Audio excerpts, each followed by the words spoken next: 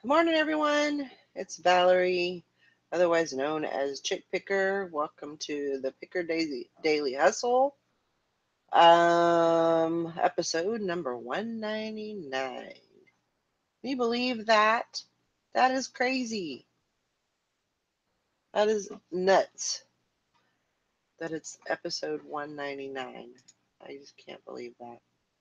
Thank you, everybody, for um, supporting us and by coming on every day and listening to us and hanging out and working with us and all that good stuff. So tomorrow we have a really I don't really have a whole lot of plans for tomorrow's episode because tomorrow is our 200th um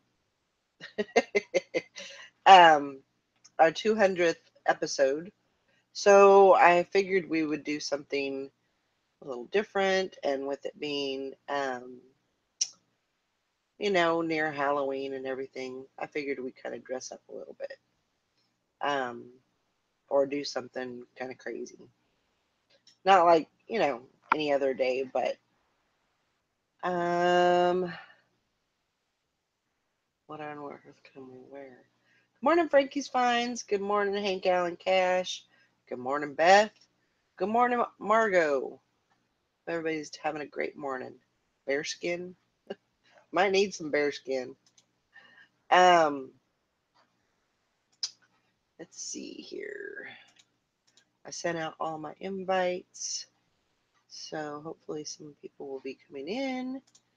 Um, so I'm kind of thinking about doing a little drawing for tomorrow. Um, so we'll see how that comes off. What in the world? Hank Allen Cash. Did they have bears in the year of consulship of Annihilusness, Annihilanus, and Fronto? I don't know. I'm going to be Lady Godiva off cam. Oh, that's cool. That's cool. Nothing wrong with that. Um, but maybe I definitely want to do a drawing, so I'll have to figure something out. Um, so, and Beth says, don't be showing off all that fancy book learning around here, Hank. Oh, crazy. Good morning, Scrap Good morning, Lady. Scrap Lady. You got a feedback? A little bit. Little bit. Scrap Lady says, morning, we lost power about 1 a.m. and still no power. I am so sorry. So I heard about that. We had a big windstorm going up there. Bad storms and bad winds. That's not good.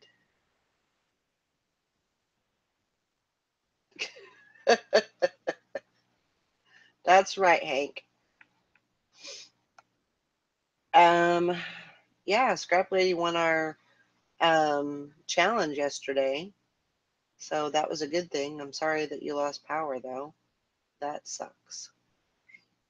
Um, but I heard that was going on up there, up around there. Good morning, Sherry. Um, okay, Scrap Lady, you go charge your phone up. Good morning, Bluegrass Treasure Hunter. Thank you for all you do. It helps a lot with the listing challenges. You're welcome. You're very welcome. It not only helps you, but it helps me, and so that's awesome.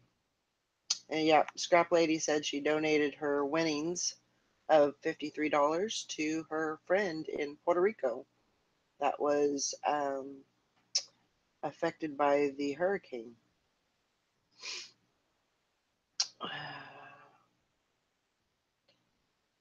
Crazy wind here in where Sherry lives. You're very welcome, Scrap Lady. It's fun. I love it. I love doing that. So um, I think it's really evolved into, definitely something that we'll do every Sunday, or at least every week. Um, sometimes it's not convenient for us to do it on Sundays, but for the most part, it works out pretty well. Let's see. Okay, go charge your phone, Scrap Lady. Get it charged up. But I hope everybody's having a great morning. Oh, who took Beth's stapler? And Sherry say, Beth, it's with the scissors. Oh, you guys are so funny.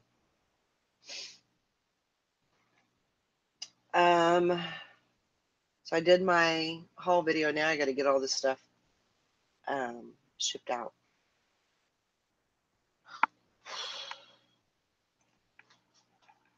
I don't know. I might have to reevaluate this whole.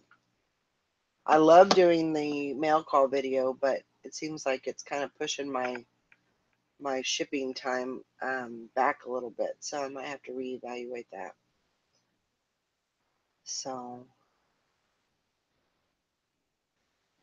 but thank you for coming in, everyone. I appreciate it.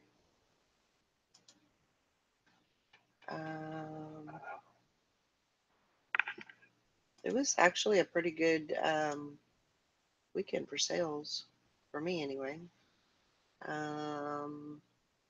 Looks like I already got 2364 on the books so far, and haven't quite hit my goal yet. I'm about $80 away from my 31-day goal, so I'll be keeping an eye on that today. Looks like I have 352 that I have to relist today. I'm looking at my auctions, auctions. I've got a jacket that's ending today, and a Mish shell, which is actually pretty nice, ending also today. So that'll be good. How's my sound? Sound pretty Bad good. feedback. Hang on, let me check something real quick.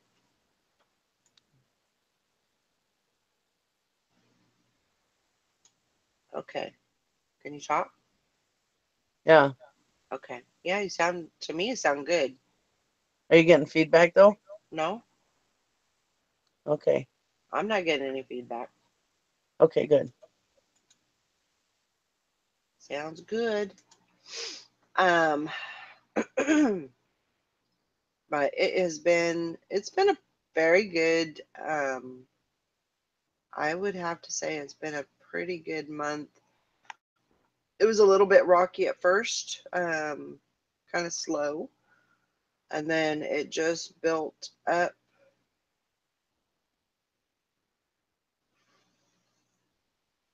4, 5, 6, 7, 8, 9, 10, 11, 12, 13, 14, 15, 16. So I had 16 days that were out of October that were over $100. That's awesome. That is really, really good.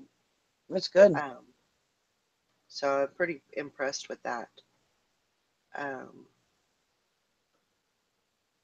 Very impressed with that. And like I said, I've got a 31-day goal. My 31-day goal is $3,000, and I'm at 2920.66. So, like I said, I'm about $80 shy of that. So, And then, of course, once I meet that, then it'll go up another 1,000. And so that's what I do. And I've got this little handy dandy piece of paper in front of my keyboard that says, what my goals are. And my 90-day goal is 10,000. So um, I think, it's really important that you have goals and that you It see is. those goals every day. And don't make your goals too high that you can't reach them either, that you're disappointing yourself. That's true. That's very, very It true. is frickin' snowing again. Is it?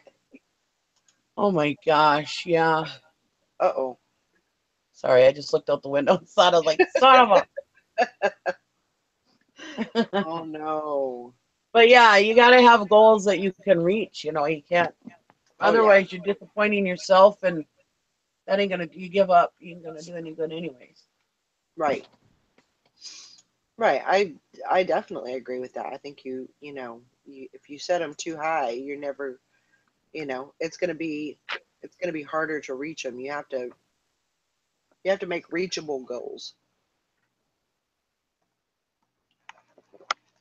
Oh. Sorry, I got a little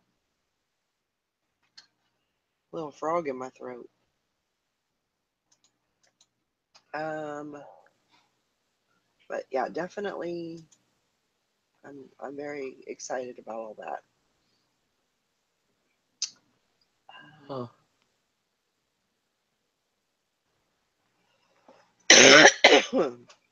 Well, that's a bugger. I was gonna go to town today. Uh, I can still go to town. It shouldn't be too bad. Hank says, did you start by getting up 15 minutes earlier each day, or you went out all out this morning? Uh, no, I actually woke up late. Hmm. Um, oh, I think she was talking to Margot. Oh, my dog didn't let me sleep in this morning at all. No? I was up last night watching old episodes of The Walking Dead. Ah, And then I was up till like 2. And then I went to bed. And of course, it takes a while to sleep, yeah. to fall asleep. All of a sudden, 3 o'clock, my dog's whining like crazy. Lugnut is. Wants to go outside. Will not leave me alone. I had just let him out before I went to bed, but apparently he had to go. Yeah. So, anyways, I let him out at 3 o'clock, and of course, he couldn't go back to sleep. And so I sat up for a little while, and I finally went back to sleep. And 6:15, he comes, wakes me up again, just right after my husband left. I'm like, oh my God, are you kidding me? Wow. And I've been up ever since now. Jeez. Yeah, I went to bed kind of late last night. After the excuse me, after the challenge, I got busy and got some stuff done that needed to get done, and then I still didn't get my inventory put. I got it separated, but I still didn't put it away. Mm, So at least I did something with it. But I yeah. gotta continue working on that. But I was busy last night after the hangout, so I guess that's a good thing. Yeah. Getting some listings up and getting some things cleaned up on YouTube and everything. Because sometimes when I start the show, I don't put all the like the keywords and the I put the title in, but that's pretty much it. I don't put the I can't remember what it's called. It's like an intro for the show or whatever we're doing. And sometimes I don't have time to do that right off the bat, and I can go Uh-huh. back and take care of that. So that's kind of what I did. I went took care of that. So there's just a lot of little things that you gotta that had to get done. So Yeah. yesterday I couldn't do the challenge. Gary was being a douche in the morning. And then I was like, I better not go. I'm going to hang out or he'll be complaining because he wanted to watch football or something. No, not yesterday.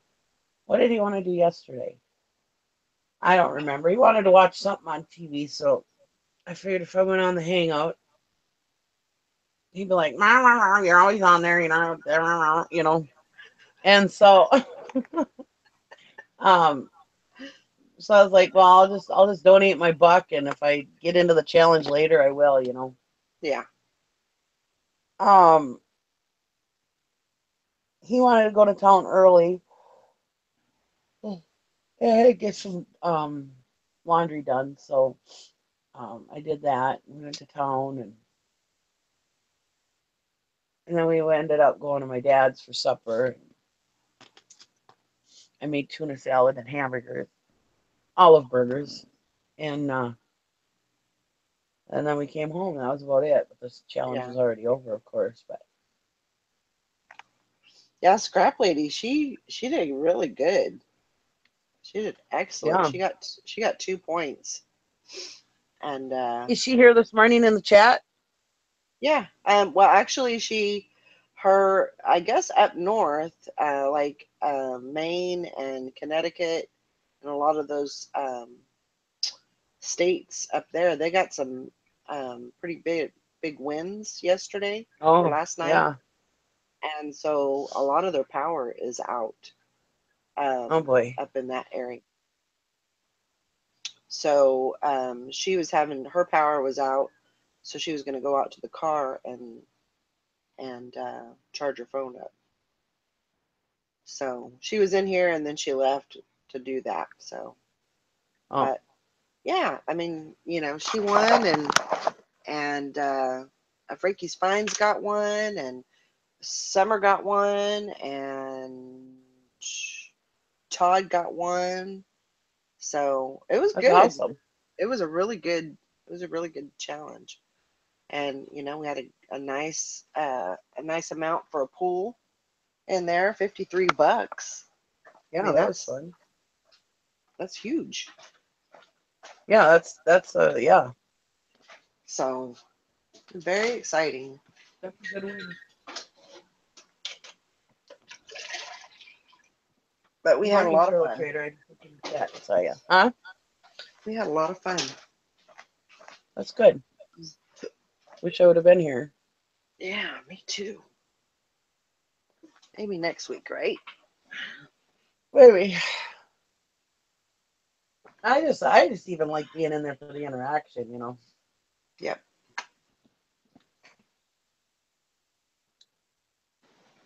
Valerie says that's devotion. We went to the car to be part of the show. That's what I used to always have to do. Yep. Because Gary was always in here, and that was when he didn't agree with me being on the Hangouts. He was just like, "Oh, they're just a waste of time." Blah blah blah. Right. Well, now he's a little more understanding about it, so I don't do that anymore. You know, he'll be Yeah. like, "Well, I can go in the bedroom if you want to go on your Hangout." You know, I can go watch TV in the bedroom. You know, so he's a little more thoughtful about it now. That's good. But that's used to be why I was always out in the car because he was watching TV, and it's like, my house is so small that if he's watching TV in the living room, sitting in the dining room, I'm going to hear it, Right. so it would affect Exactly. it. But Exactly.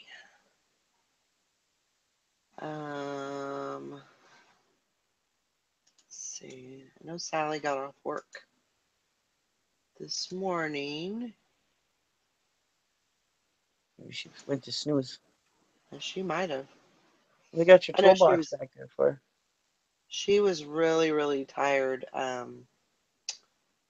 yesterday. I think she lasted until 5 Oh. and she didn't get any sleep in between that. So Yeah, and then she had to work last night. yeah, she had to work last night. What So do you got a uh, toolbox back? Are you fixing stuff? toolbox. Toolbox back there. A wooden toolbox on top of your That chest. is That is actually a over 100 years old. Yeah. And my father-in-law gave that to me. Oh, And cool. I just have it for like home decor. I don't have tools in it or anything. Oh, Um, I actually just put some flowers in it and kind of, of course you don't see the flowers because when I did that, Honey was just coming around and oh, she ate the flowers. So yeah, so that didn't work out very well, but um, yeah, Mike was always very, he wasn't upset about it, but he was kind of astonished that his dad actually gave something away, number one.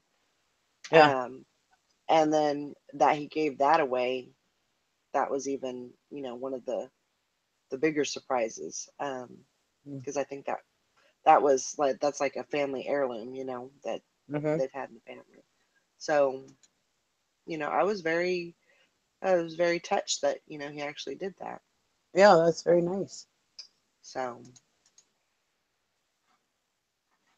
Oh, but I get these little, it's called Groove Book, and it's an app that you use on your phone, and you can, like, all the pictures that you take on your phone, all your screenshots and all the pictures that you save, um, once a month they collaborate all those pictures, and then they send you a little photo album.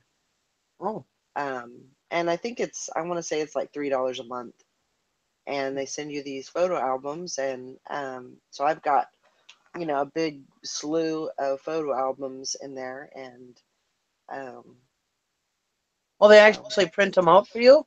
yeah, Wow. yeah, and the pages are actually perforated, so you can, pull them out, and see, it's just, Oh, cool. and so what I do is I take and um, because I get pictures, for the kids all the time, and so Hmm. um, but yeah, I mean that way I have, an actual um, picture of them. One of these days I'm going to do something with those pictures, but I haven't decided what yet. And how often do they send you a photo album? Once a month, Wow. and I actually do that. I pay for one for both of the girls, so they get my photo album. They get those also once a month. Huh. So, it's like, I don't know, $10, $12 a month. And everybody gets a photo album. Nice. And I That's kind of worth like it. that because it kind of gives, you know, like both coasts, it kind of, shares the pictures that I get. So Yeah. I kind of like that. It's pretty cool. What is that Um, called? Groove Book. Hmm. Groove Book. I think it's, yeah, I want to say it's like, it's just like any of those other photo, like Shutterfly and stuff Yeah. like that. But I just like that I get an actual photo album, from that, and I pick I pick the pictures, and Hmm. once a month, usually like around the 5th of the month, and then they ship them with me. I usually get them in about a week, 2 weeks, um, Hmm. but I get them every month. Nice. And 10, $12 a month. I mean, it costs a lot more than that to print them out and send them to your daughters and everything Oh, heck else. yeah, So, heck yeah. a good deal. It's just it's one of those.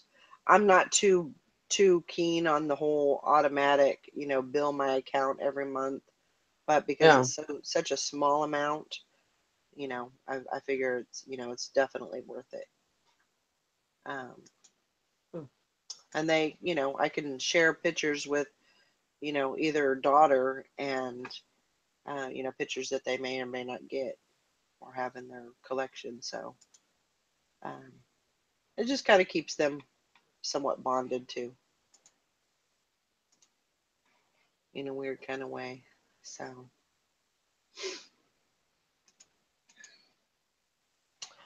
but yeah, I ended up having two sales on Poshmark this weekend, which Nice. was really good. I sold a pair of shoes and I think it was a shirt. No, it was a bra. How Sold many a bra. things do you have up on there? I think I have 12 or 13. Well, that's really good then. Um, I'm trying to get into the routine of, when I'm listing for eBay, I can go in and when I'm doing it's a different setup, so it's not real cohesive with eBay, so I can't just kind of like I wish I could just kind of do it at the same time or Yeah. but I feel like because I don't save my pictures that it's not really doable. So basically, when I do an eBay listing, I'll do the draft, then I'll do the pictures, and then I'll finish that listing, and then I'll go right into Poshmark and take the pictures, and then do the listing on that. So it just makes that Hmm. process a little bit longer, but I just don't have any other way to do that right now. So Pick with Joy says she missed us yesterday. Well, we missed you too. It was a good challenge. Um, yeah, there's somebody that does like I don't know, they have a certain app on their phone or something, and they can do that. They can like save the listing and then just put it right over onto um, Poshmark. But I kind of have to make my own um, system of how I'm going to do it, and so I'm working on it. But um, How did your show go the other day? I didn't get to see that Posh Talk. We were out yeah, shopping and stuff that day, so yeah, it went pretty good. It went pretty good. A lot of good information that was given, and we had Michelle's friend Kay that came on, and she shared some of her how she does things and kind of the rules and stuff like that. But and then she's an eBayer also, and she definitely had a voice in some of her frustrations, and so we kind of had to turn that around to something positive. Um, yeah, but so it was a good show. It turned out good. pretty good. I'll have I to was go back and watch it. I haven't had a chance yet. I was really happy with it and everything. So I think I went in that day and liked it, but then I got to go back in and watch it. I haven't had a chance. Yeah, I'll do that later today. I'd actually like to do one with Hank. Um, I think that would be a really good show, but how she likes to stay in the shadows. Yeah, better put some Yeah, damn I'd pants like. on and get on here. I wouldn't even care if she just had her voice on there. I wouldn't even care about that. Yeah, So, but hi Todd. definitely it would be a good thing. Yeah. Morning, Todd. Hello. Oh, look, you're a little bit happy today. That's good. Better than last week. He was snarly last week. I'm glad you're feeling good now. Thank you. You too. You too. All of you. All y'all. All of them. All y'all. Except for Turtle Trader, who's already bad mouthing me this morning in the side chat.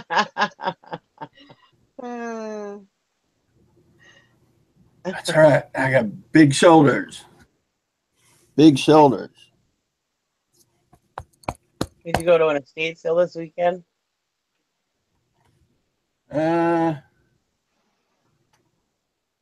No. Oh. There weren't very many this weekend. I don't know what the deal was. I guess not as many people died lately. Yeah. I know. Isn't that something? You know, I said that one time about these estate sales and these estate auctions. It's like, you know, it seems like we're sitting here wishing people to die so we can have a sale to go to.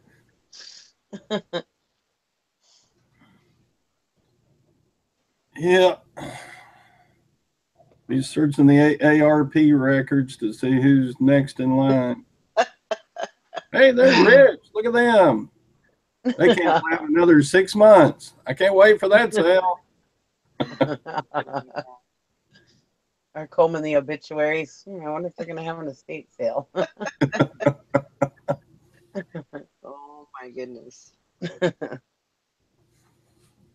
Yeah. Well, that's when there's the good auctions too. Like usually you don't have a good farm auction unless somebody has died, you know. Because usually if somebody has a farm and then they die, well then it goes to the wife or whatever, or the kid or whatever. But usually if it's the last person dying, well then you get an estate auction. And I love those, you know, the farm auctions, because then you're getting the rusty gold, and you're also getting the estate stuff too. Right. All in one auction, you know. Yep.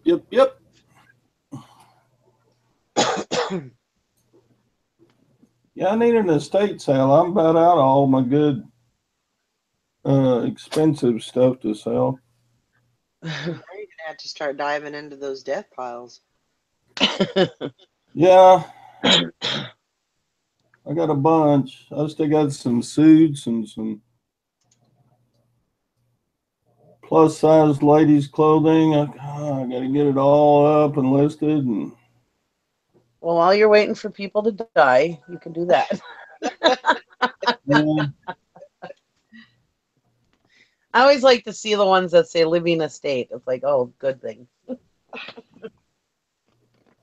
then I also sit there and look around at the auction or whatever, and it's like, is this what our lives become? We collect all of our stuff, all of our lives, and then all of a sudden people are sitting in our lawns eating a hot dog, fighting over our shit. You know? Yeah. It's a very true reality, I think.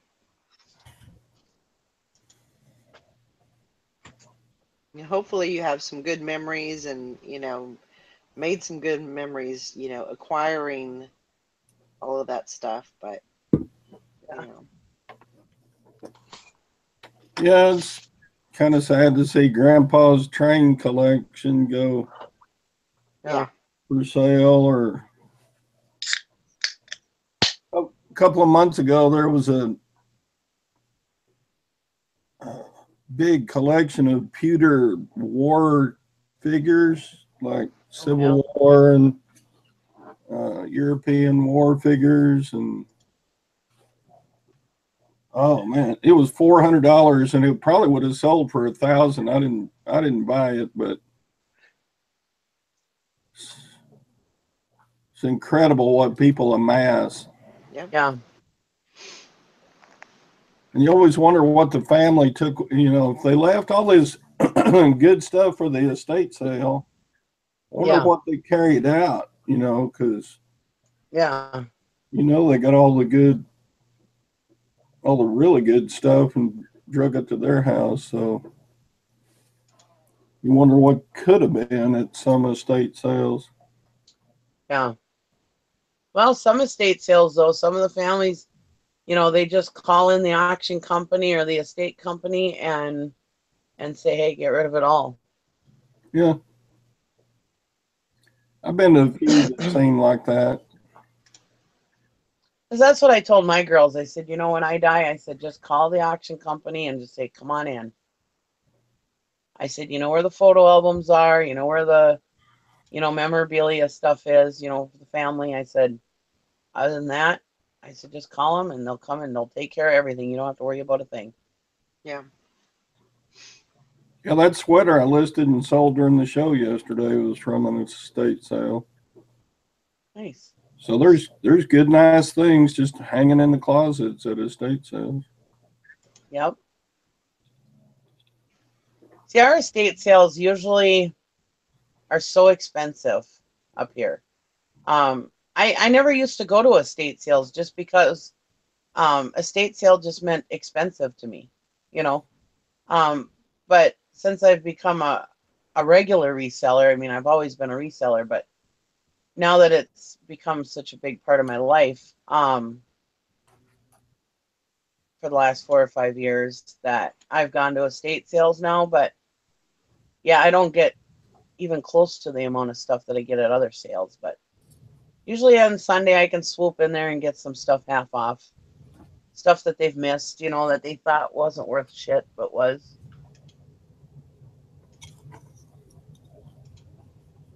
Because even the estate sale people miss stuff, Yeah. Or stuff that there's no way they're going to get that kind of money around here, but on eBay you can, Mm-hmm. And the thing is the thing is that they price all their stuff eBay prices. They look everything up on eBay and they price everything eBay prices. And it's like, Yep. you're not going to get that around here. And a lot of times those estate sales around here, they have mountains of stuff laying left over because they just think that they can just get these eBay prices. Even when they go half off on Sunday, they still don't get rid of much stuff, Yeah, they don't have time to look everything up though, I've decided. So you gotta hunt. Yeah, sometimes It you can really find is a some. treasure hunt. You have to just walk past most of the stuff because they've got it overpriced. Yeah. But they've got to get those sales up and running. A lot of times they'll only have like a week to get in there and get it set up. Yep. And some of these homes crammed with stuff, they just can't get to everything. So Yeah. if you hunt and dig, you can usually find some stuff. Yeah.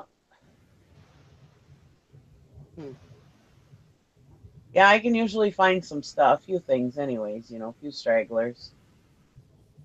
At least $20 ones, 20, $30.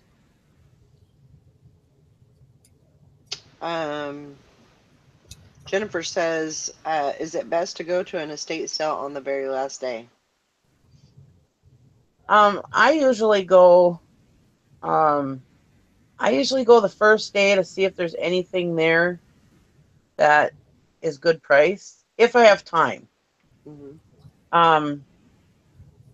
But and I usually get what I can on the first day. And then usually, but almost always, even if I can't go on the first day, almost always I'll go on Sunday because it's half off. Mm-hmm. Almost every estate company is half off on Sunday. And there's one estate sale company here. They're half off on Sunday, only for stuff that's $100 or less. All of them are like that. But this other one, they're $100 or less. They're 50% off on Sunday. And then after like 3 p.m., it's $5 fill a bag. Mm. So I'll usually go That's for a good that. question, Jennifer. Actually, I think early the first day and then late the last day is the two times to go. Yes, I agree. Because early the first day you can find the stuff that the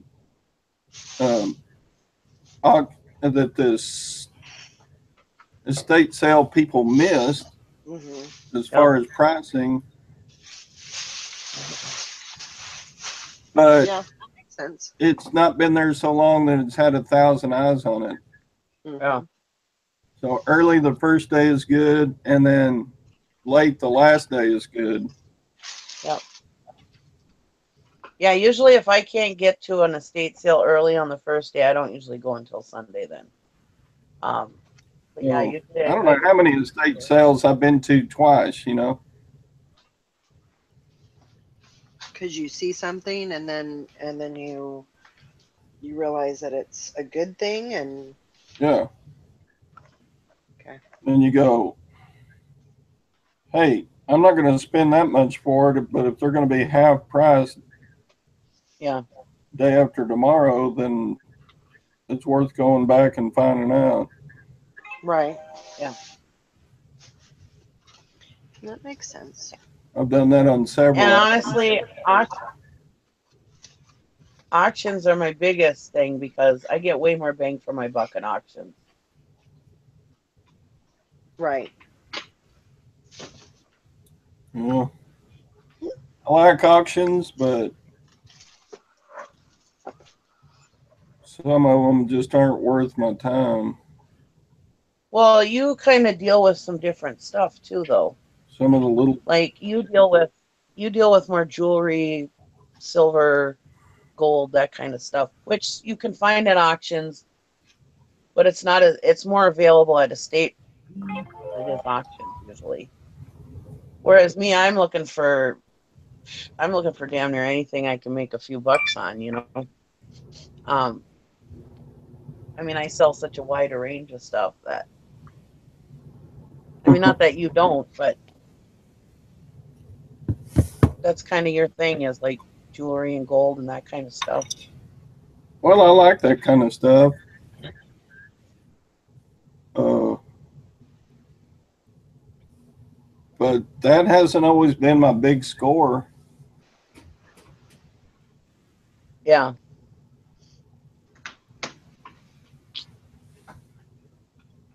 I think my biggest thing is I've always gone to auctions my whole life with my dad when I was little, and it's always just been a really big part of my life, and like steam shows, you know. So I mainly go because I enjoy it, you know. Yeah.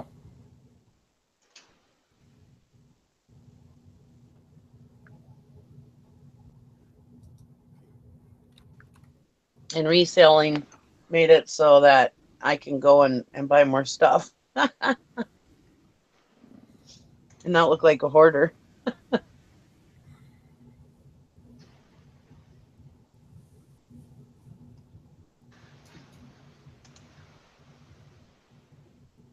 Hello, Grandma Wrinkles.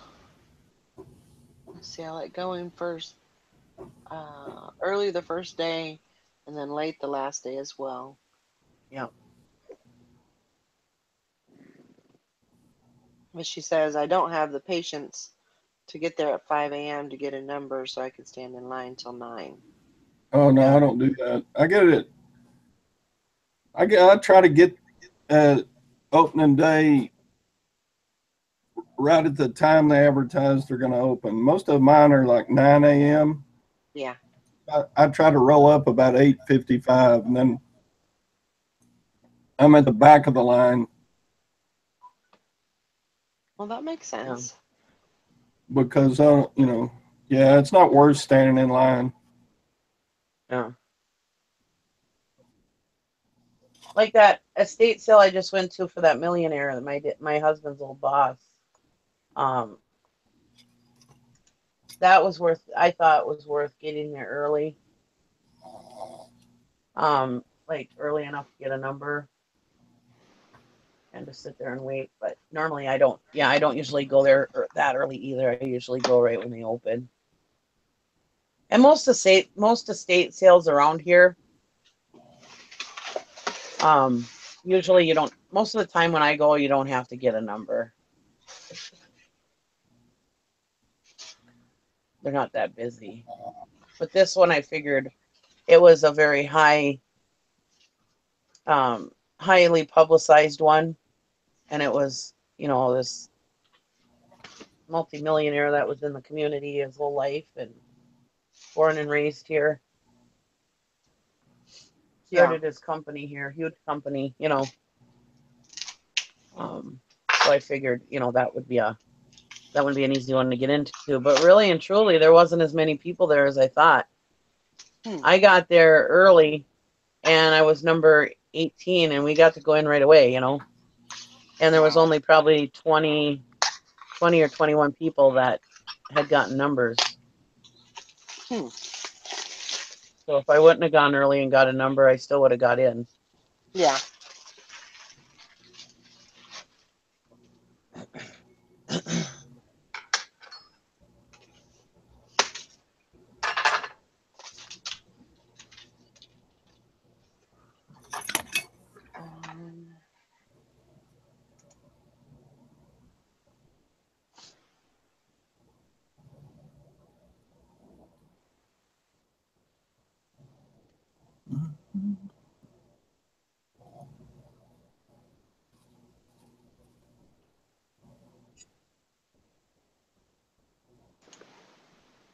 But I like a lot of man stuff too. I mean, I used to make a lot of money on glassware, plates, dishes, that kind of stuff.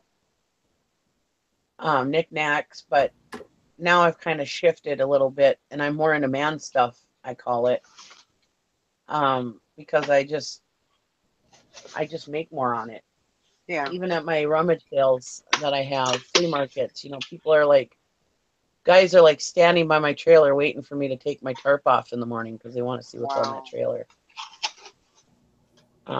And so I do really well with that kind of stuff,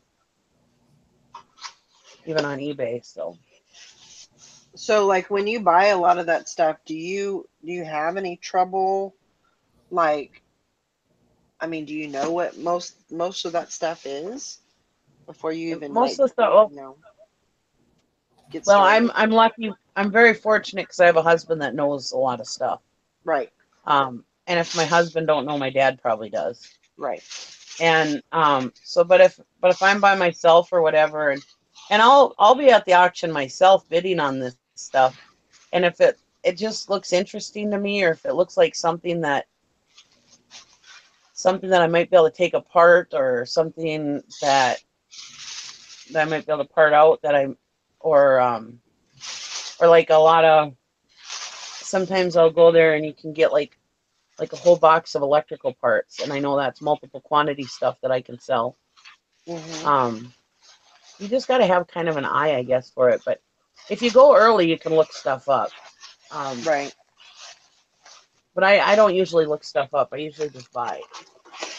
But a lot of times on that stuff, you know, it has part numbers on it, and it has, if it's a good name, you know, it usually has the name on it, the company. Like some of the electrical parts I sell, like the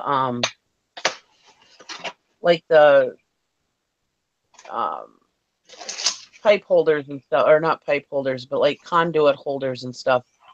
You know, I sell those in multiple quantities, and they all have like one will have like Beeline and then the part number. And you just look up Beeline part number, and usually I'll look it up on eBay first and see what they're going for.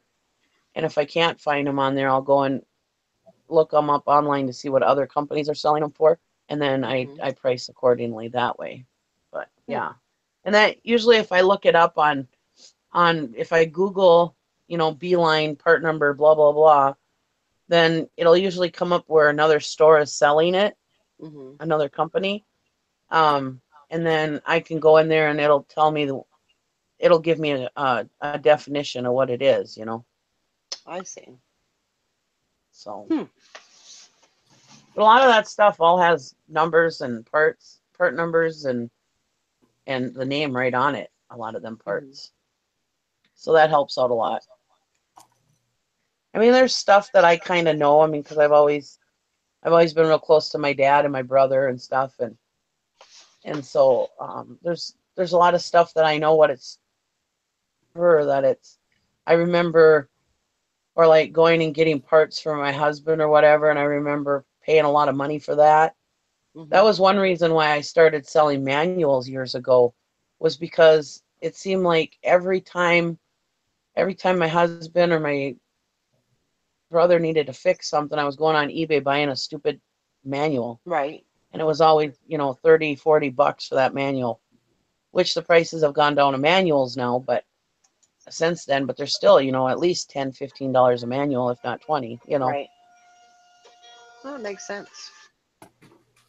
Makes a lot of sense.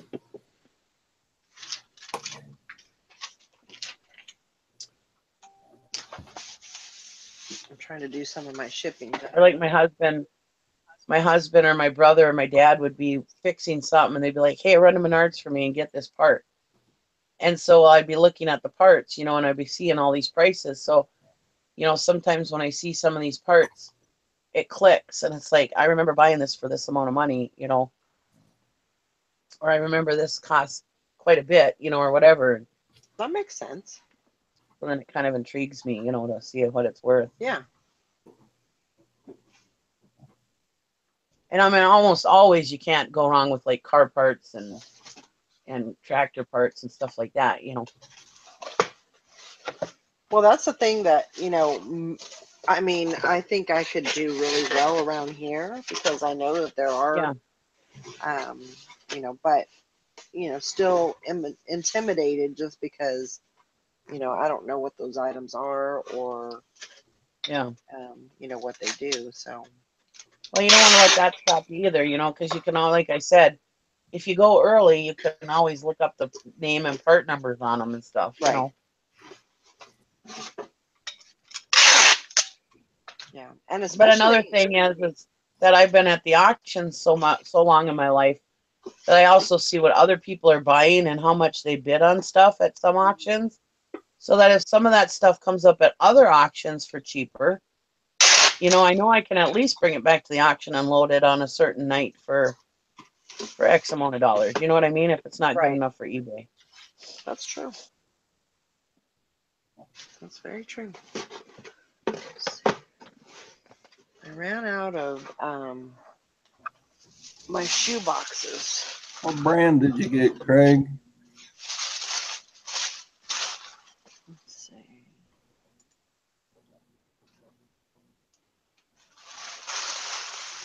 That'd be a great flip. $6.99 into $250. Nice. Panasonic. That's very good. Excellent. Nice. So put into $250. Sweet. Single cassette. Now I got a couple of boom boxes. I need to figure out how to put new belts on the cassette players because it's the only thing that doesn't work on them. I think Pinching Pesos had a video about that. You should be able to get a lot of that on the on YouTube. As far as I thought Pinching Pesos. I think Pinching Pesos had one of those videos. Huh? Or was it Billy's best friend? I mean, it could have been. It could have been Chad. I don't remember. Yeah, there's got to be YouTube videos about how to replace belts. Oh yeah. Yeah, most definitely. Craig said if they are older, a few screws from the back should be able to open it. Huh. Right. Nice. I don't think mine are $250 values, though. They're more like $50 ones, probably. Still, I mean, you got 2 or 3 that are $50. That's, I remember seeing a video about the belts though, so it's there somewhere.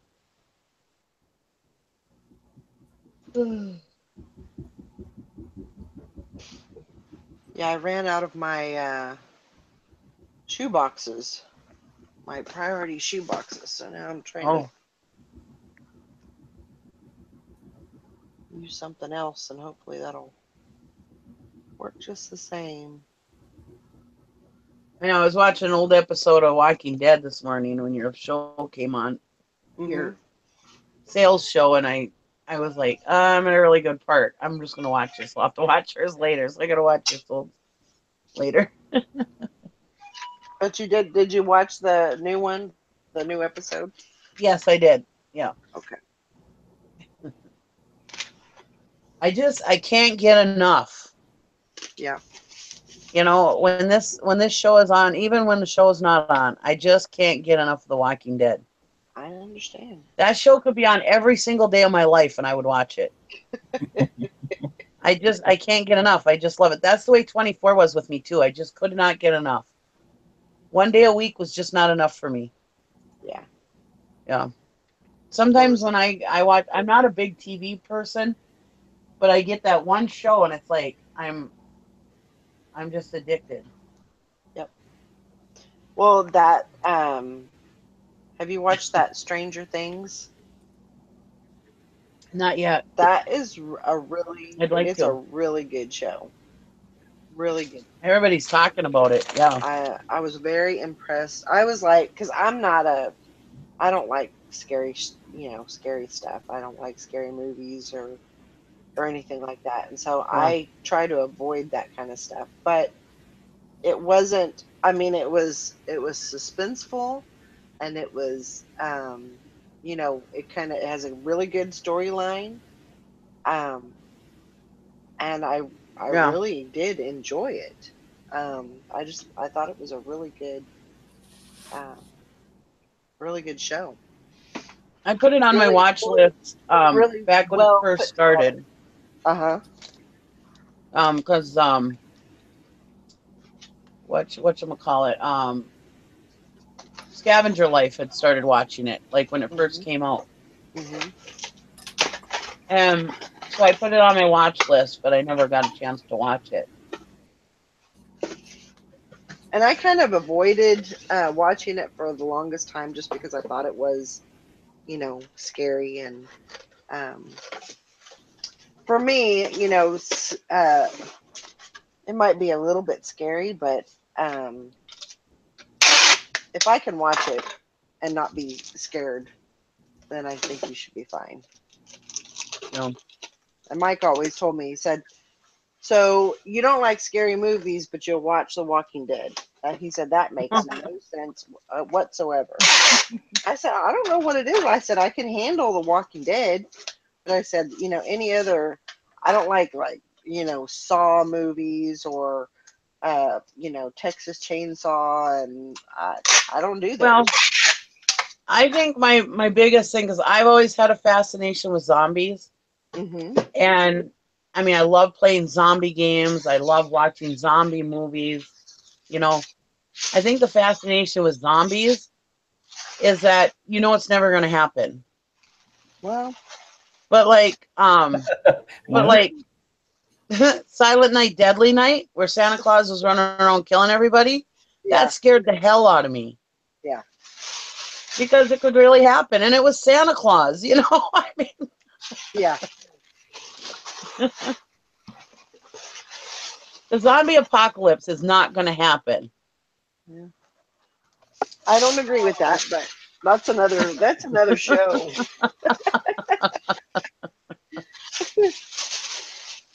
I watched a thing on like Nat Geo or something, or Discovery. There's only one disease in the world, and it's way over in whatever country. And that gives you like zombie-like symptoms, but they're not like people aren't eating each other or anything like that. They're just walking around. They look like zombies, But can we hash over? But they said it never happened. Can we hash over? Can we go over the new Walking Dead now? Is this the Walking Dead segment of the show? We can't give out spoilers. No spoilers on here. We can't do spoilers. That's the show. She's got to figure out a day when she's going to do that. No. Here, just listen. We're discussing that there's not going to be a zombie apocalypse. Oh gosh. There might be an apocalypse, but there ain't gonna be a zombie apocalypse. Okay. Like I said, that's another show for another day. Never had been tortured by the song. Looks so bad. Oh my I might be listen to that kind of music. And that's a little older than me. He's Was there forced something me you to needed? listen to disco because he forgets that he's older than me, and I'm like, no, I don't. I never really. He goes, you don't know this song? I'm like, no, I do not know this song. There's a Carpenter song because my sister, who's born in '70, Who's also older than me. had this album and she would play it and it had this song in there. It goes, calling occupants of interplanetary blah. It's just a stupid Carpenter song that's really weird. She's like talking to aliens. And it was going through my head. And I'm like, oh my God, Tara, I got that weird, stupid song. And she's like, I never heard of it. So if you Google Carpenter's Interplanetary Craft or whatever, it'll come, the thing will come up. The weirdest song you ever heard. Yeah. Oh my God, I watched the video. It's extra. It's even weirder when you see a video. Oh, I bet. Like, what is this crap? He forgets that he's older than me. Yeah. Because he's like, well, didn't you listen to that in high school? I'm like, what year did you graduate high school? 83. Okay, he graduates in 83 and I graduate in 91. Way to be in it. Yeah. You were like, what, 10 when he graduated? Yes, I was 10 years old. I was born in 73. Yes, I guarantee you in 83, me and you were not doing the same kind of stuff. Yeah, we watched. Exactly. I'd rub your back while we watch it. Even me and my husband, I mean, we're only 5 years apart, but still, you know, if you think about it, you know, like when he was graduating, I was like in 7th grade, you know. I mean, there's a big difference there, you know. Yeah. When I met Tara, she was still playing with Pokemon cards. She was watching Disney Rescue Rangers. Yeah. So I drove up in my van. I had some candy. You lured her in, eh? Gee, mister, this sure is a nice panel, man. Well, I'm from just north of Milwaukee, which is actually kind of funny to think about because when he's like 21 or 22, he's married and has his first kid. And he's working down kind of in the same area that I'm living in and going to high school in. Because he used to manage a shoe store. And he used to say how back then, like when I was in high school, and I don't know if it was like that up there by you, Nikki, but all the girls would wear wrestling shoes. Do you remember that fad? No. Okay, well, that must have been a thing down by me. That's what the girls would wear for their sneakers. They'd all buy those. They had to be Asics wrestling shoes. Ideally, if they were the black ones with the white stripes. So you had all these girls going around. They were like buying out. You couldn't find wrestling shoes because they're buying them out. So they'd be going to all these shoe stores. And he said, yeah, I remember that, having all these high school girls coming in looking for wrestling shoes. Yeah, because we only carried Puma, And and the they- ones yeah. that wanted were Asics. Yeah, it had to be Asics. And I'd always be so mad, just kill the sale because they'd be like, "No, it's not the same, Mom," and I couldn't sell the shoes. Which, ironically, when I was selling shoes, that was right when the show started on Fox called "Married with Children." That's funny. High school and stuff were giving me crap that I was managing a shoe store. That was the first thing I thought of when she said he was managing a shoe store. I was like, you know, I was thinking like Al Bundy. I was gonna say. Well, but Al Bundy didn't manage it. Al Bundy was an employee, actually, so that was even lower. I employed the people. I employed the Yeah, so I could have been like one of those 14-year-old little girls looking for wrestling shoes and had the guy I'm going to end up marrying trying to sell them to me. Hey, mister, get off my cat. I think you can stop measuring. I'll tell you something that's really weird. Okay, this is really weird. I come up here in 93. I'm looking for real estate in 93 to buy. Anyway, and I stop at his office. Him and his dad's office, which he'd have been there, but they weren't there. They're at some convention, and his wife shows me some property. I don't buy it. I don't think about it. It's all just kind of really weird. I remember his wife showing me Oh my God.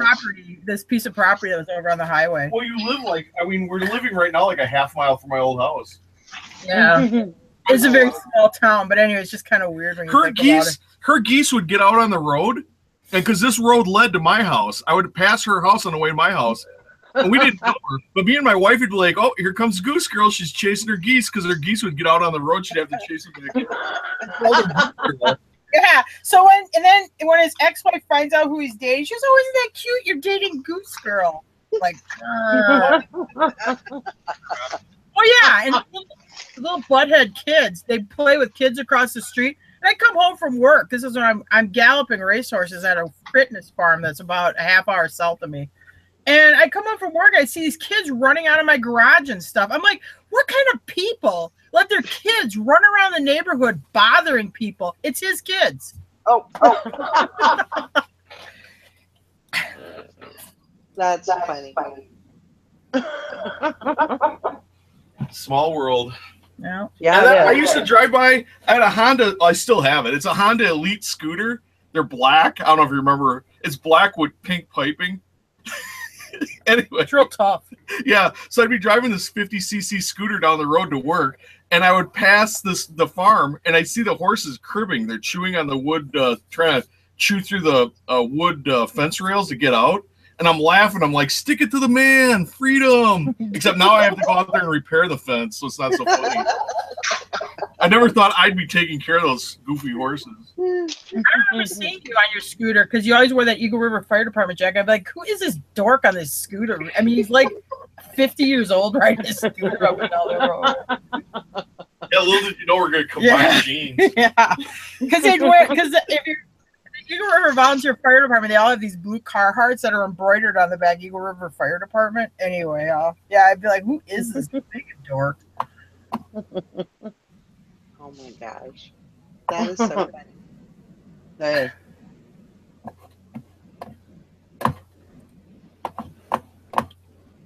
I'm not gonna touch that one. I'm gonna leave Mega Dork alone. You were. I think we should all start calling Tara Goose Girl. Oh no! Oh, there's Goose Girl. Isn't that cute? You're dating Goose Girl. Like, girl. Funny. Oh, I'm just kidding, Tara. I won't call you Goose Girl. I have D's and I'm a girl, but don't call me Goose Girl. Yeah, and she did say it extra snobby too. Like it was the help. Like, oh, isn't it nice you're dating the maid? Yeah. You're dating Goose Girl. How quaint.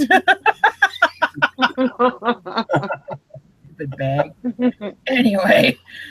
Well, it sounds like Goose Girl's got a hell of a lot more going on than your ex-wife did. So that's happy. Hey. Goose Girl over my ex-wife. I would take anyone on the planet over my ex-wife. But Tara is still wonderful. But you didn't take just anybody on the planet. You took the best Goose Girl possible. Yeah, the best Goose Girl there was. absolutely right. Lucky you, Tara. Yeah, that's what I think every morning I get up. Wow, lucky me. Winning. Yeah. I'm so blessed. Watch her. I'm going to start calling you.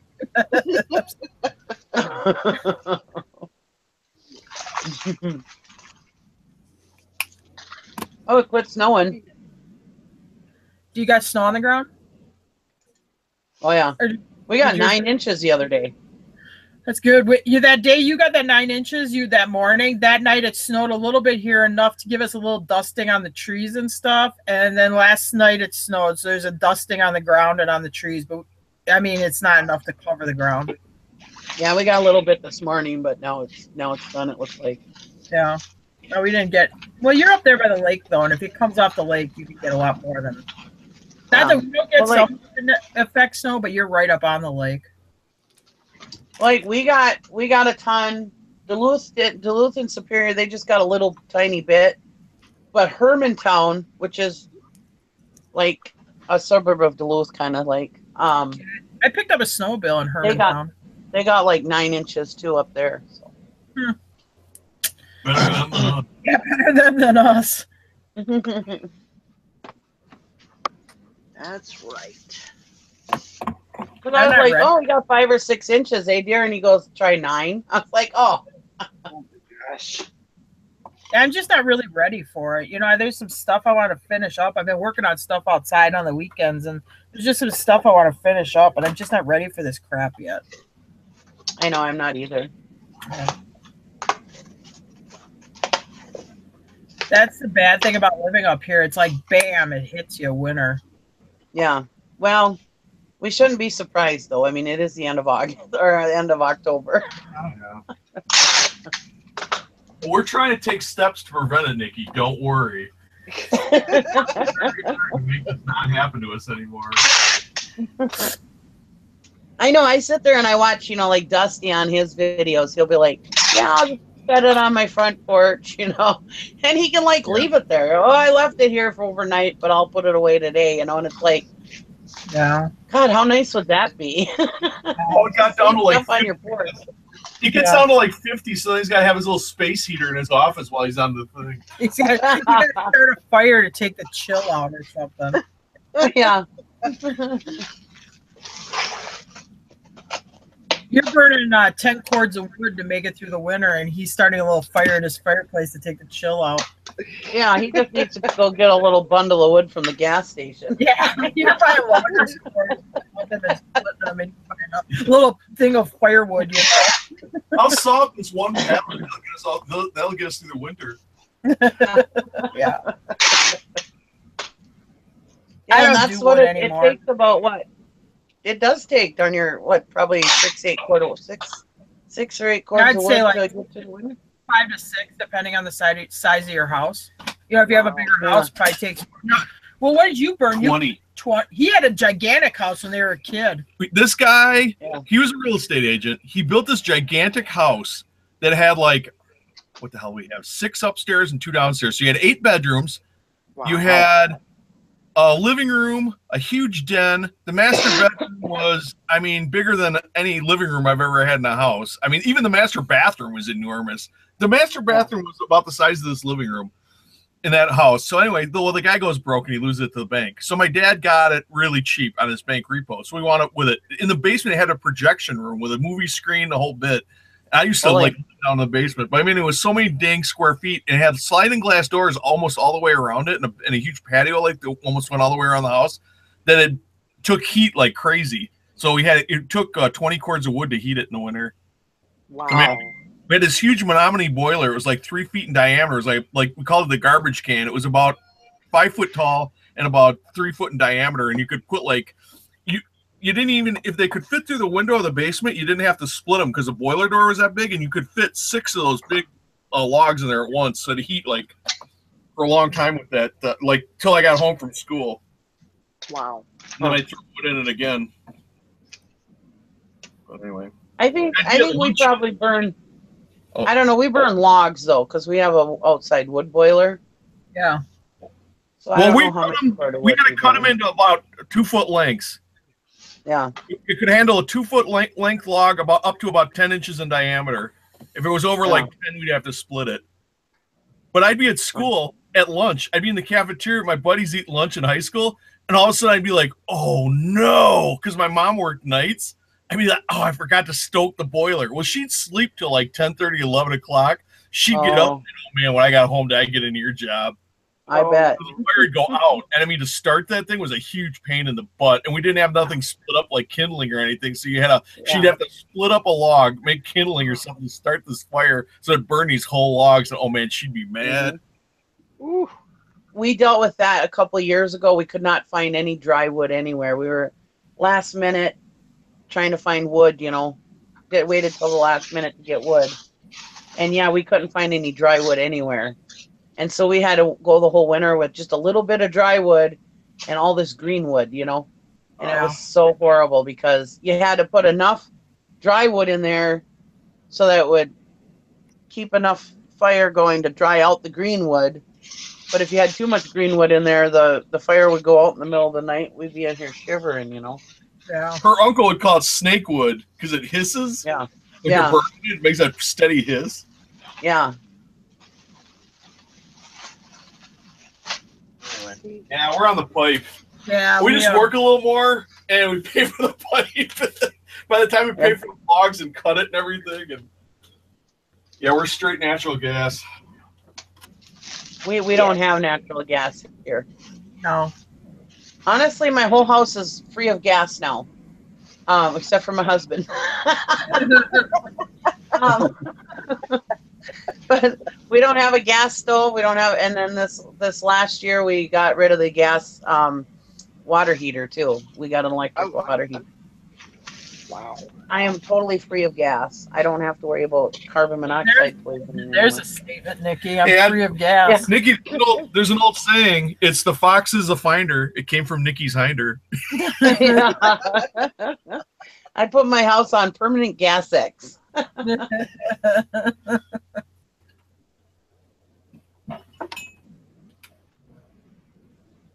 So what happens Which if you I like. lose, I hate gas. What happens go if ahead, you sorry.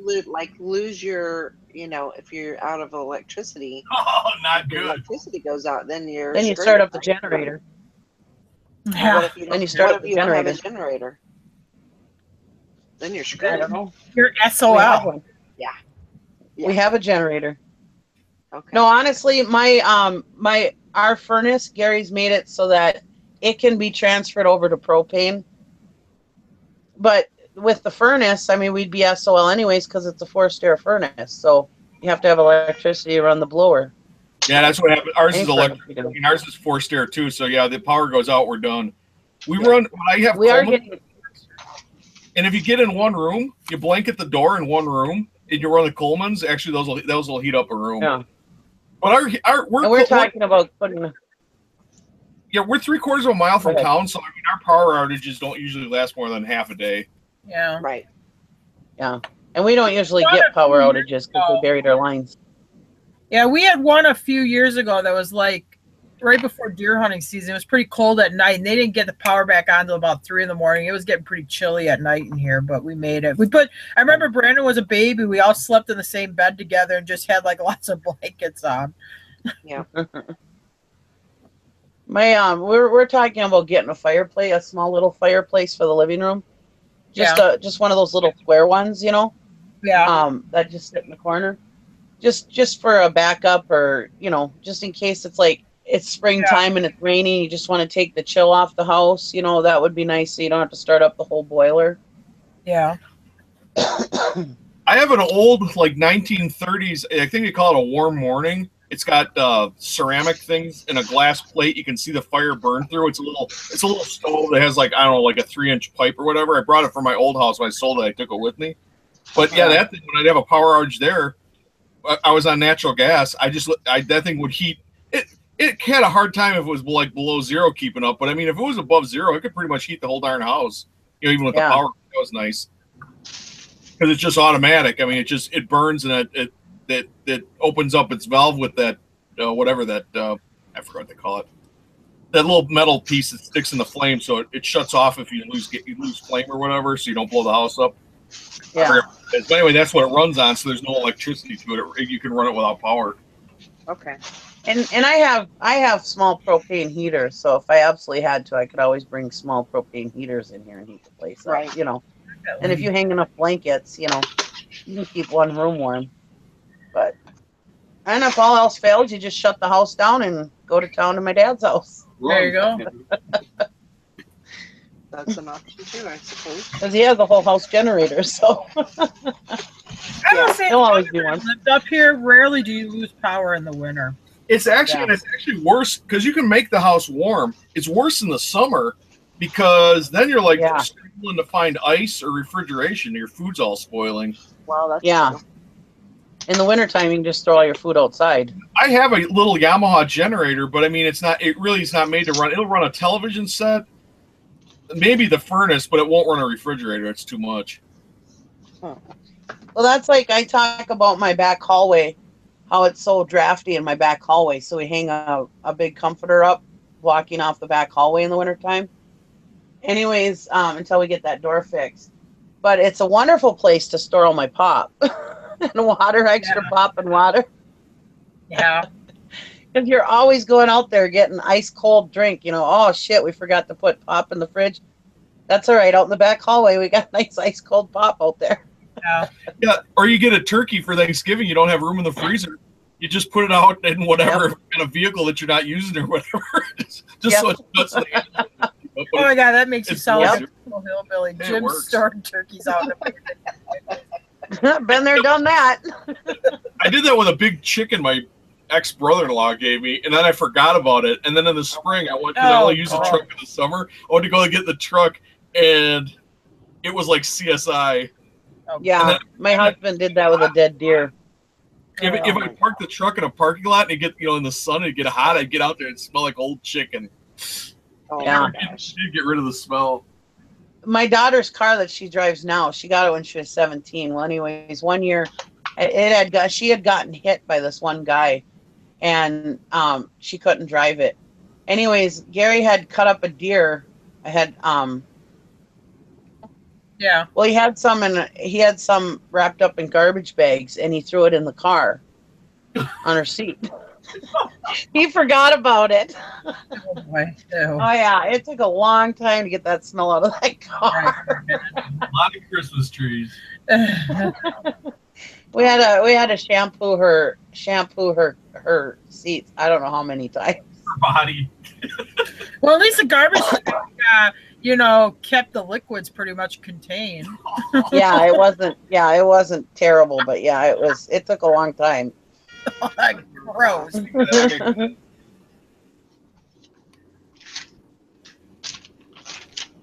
crazy. Yeah, been there, done that, Jim.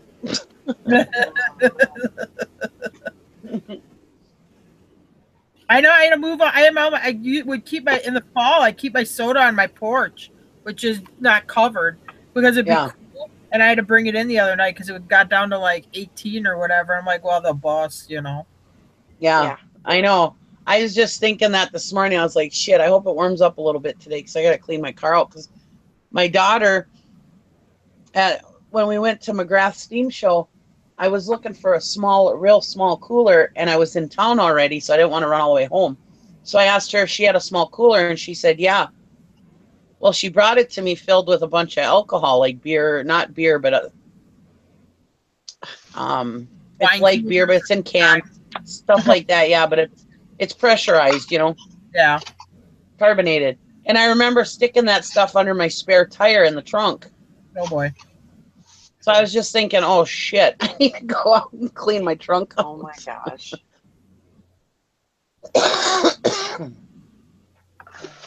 And this ain't just going out and lifting up the spare tire and picking this stuff out. I actually have to clean my trunk out. I saw you driving your car the other day. You look like you're riding around with a full load. Like, oh man, she must have really had some. Because it looks like there's only enough room for you to sit in your car. And that's from like 3-4 auctions ago. That's the sad thing. You know what Jim calls that when you got a bunch of junk in your car? He goes, uh-oh, here comes the rolling sepulcher of junk. But it's not junk, though. No, I know, but if you're in good stuff, Eric. Other people would think it's probably junk. Oh my gosh. They do. I'm sure they do. We have a crazy lady here in our town that drives like this big old 90s Lincoln Town car, and her whole back seat is full of like plastic water jugs, like the gallon size. I mean, it's so full she can't look out her back window. Now, she probably doesn't think that stuff is junk, but when she's parked at the grocery store parking lot, she looks like a nut. It looks like it. Yeah. Oh, I know. We pulled up to this one lady in Burger King one time, and she had so much junk in her car, and it was just all junk. Anyways, it was just up to the bottom of her windows. So if she could see out all of her windows, but she was the only one that could fit in there, and good thing she was skinny. And it was all even all the way through the car to the bottom of her windows. Oh boy. So she could see out her windows still. Wow. I know. One time I got pulled over by a cop, and he's like, "You got an awful lot of stuff in your car there." I was like, "Yeah." He's like, "What do you got all that stuff in your car? You moving?" And I'm like, "No." He's like, "Well, what do you got all that stuff in your car for?" I'm like, I'm an eBay seller. I was like, none of your goddamn business what I wanted to say. You probably thought you were living in your car, so I was trying to get Well, that's leading into the next story. Oh, One God. time I went to town. My daughter had to be to work at 4 in the morning. And I was worried about waking up late and picking her up. So I decided to go to town. I told her, I says, I'm going to sleep in my car in front of your house. Oh, And you just come out when you're ready to go to work. And so I went to town, and I went and I sat in front of her house. All of a sudden, knock, knock, knock. And this cop, I says, yeah. And he goes, well, I was just making sure you were okay in there. And I was like, yeah, I'm fine. He goes, are you living in your car? I said, no. I said, honestly, I said, I'm waiting. And I explained to him what I was doing. And he goes, well, it kind of looks like you're living in your car. And I said, no. I says, I'm an eBay seller. My car is always full of stuff. I am not living in my car. You know, he's probably like, yeah, right, lady. And I was like, no, my daughter lived right here. I was worried about not waking up on time. So I told her I'd just car and wait for her. Just come out and get me when you're ready to go. Like, if you want to come back at 3:30 when I drive her, come on back. You'll see her come and get in the car. oh my gosh. But it's like, why do so many people have an issue if I take a nap in my car? I just don't understand it. If I end up I live a half hour out of town. So if I'm tired, I'm going to stop and take a nap if I don't think I can make it that half hour home. Because it's a half hour of nothing, of all country, you know. So, I mean, there's nothing to keep me awake in that half hour, you know. So if I'm tired, I'm going to take a nap. And every time if I take a nap, somebody's always rapping on my damn car window. Are you okay? Are you okay? Or a cop going, you know, you can't sleep in your car. It's like, well, would you rather have me drive and fall asleep at the wheel? Move it along, lady. I know. It's like, just leave me the hell alone, you know. I've often thought of putting a sign on my window going, no, I am not dead. I am taking a nap. Leave me be. Need a do not disturb sign. There you go. Do not disturb. Yeah, remember the closing time song where it's like you don't have to go home, but you can't stay here. I just don't understand. I'm not bothering anybody, so just leave me alone, you know? Yeah, my daughter had an unauthorized visit from a young man, and she said, but Daddy, he has no place to go. And I told her, and I said in front of the young man, I said, well, he came from somewhere. He needs to go the F back there right now. Oh my gosh. Did Sally make it in? There she is. No. Sally. I was just thinking, where's Sally? I was sleeping like the dead in my bed. Uh-oh. Maybe you should have stayed asleep. Sound like you didn't get enough. No, not yet. I will, though. I was so sleepy last night, I missed Walking Dead. Oh, boy. I knew you would. Do you want me to tell you what happened? No. I dare you, Tara. No. I already watched it anyways. Oh, okay. Did you? I had to watch it when I came home, but I was like, I could hardly keep my eyes open. You're like, man, zombie, I know how you feel. I know exactly how you're feeling. Feeling pretty rough.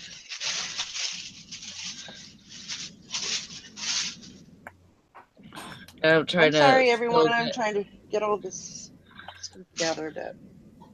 Yeah, I'm trying to get my shipping out too, because Brandon did like 5 or 6 of my packages, and then he said I was supposed to do the rest of when I got home, and I didn't do it. Oh my gosh. I said, no, you do it. That's your job. Naked man. I had a pretty good weekend. Cool. That was a very good weekend for you. Very good. Well, I'm glad you were able to come in and hang out. And if you would have just went to sleep and stayed asleep, I would have understood. I know. I wouldn't have. Oh, You better be here, dang it. This is your sister's show. No, I know it. I'm just kidding. So good. No, that's a tough shift, that midnight shift. I don't know how people do it.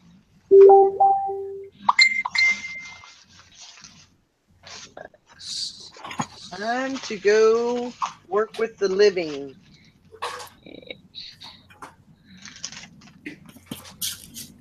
Oh my God, I looked at the chat and I saw, and they were the tall roll-offs, and I was like, I thought you were talking about the little people, the roll-offs. Oh my gosh.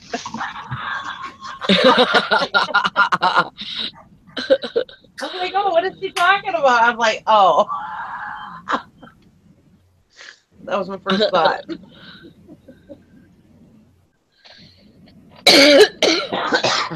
Chris Pyle says we're crazy for living so up north. I agree. I agree. You know, Chris, I would not live anywhere else. I love it here. I'm trying to live somewhere else, but I got to sell another piece of property first. I love it up here. I mean, yes, it gets cold, and you'll probably hear me complaining. Oh my God, it's so cold! But I would never live anywhere else.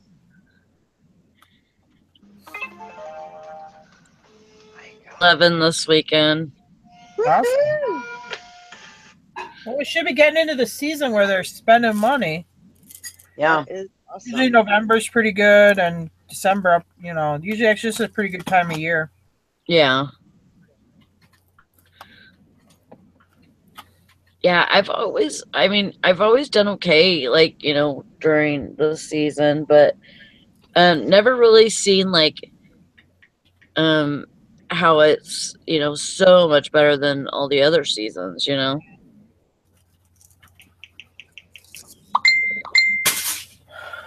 I think most of the fourth quarter hype comes from the Amazon people. Yes, I sell more stuff in fourth quarter, more so than other parts of the times of year. I don't see a huge increase, but I do see an increase. But the stuff I sell, it sells all year. So, but I do see an increase in things like Christmas stuff. And I mean, there's a few different things that I see an increase of, is what it is. All right. And it seems like people just want to spend money this time of year, Yeah, and I sold some Christmas stuff this weekend, some stupid small Christmas stuff. Oh, and I've been selling a lot of snowmobile stuff's picking up too. Good. I'll be right back. I just sold a whole bunch of random shit. Yeah, we sold weird stuff too. Yeah, it was kind of nothing. Yeah, it was random. It was some weird crap we've had for a long time. Yeah. I'm going to run out to the mailbox, so I'll be right back. Okay.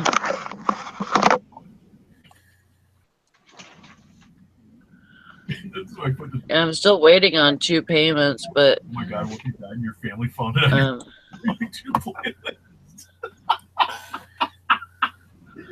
Oh my God. Oh boy. Actually, I'm all good with waiting on their payment for right now, so I don't have to ship it. Yeah.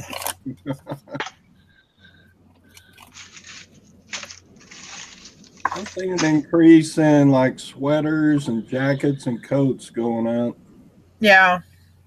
I sold a London fog this morning or yesterday night or last night. Yeah. Sorry, I'm like, I haven't been this exhausted like the last, I've worked the last 5 days, and it just like put everything. I feel like I'm out of sorts.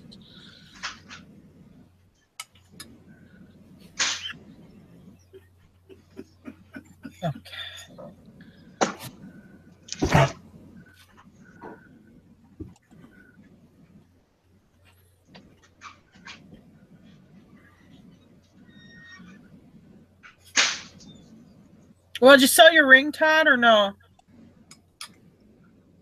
No, both the ring and the watch went off of. Oh boy, that's off it. of auction. Neither one of them sold for my starting price. So. Were you cursing me? No, not too bad.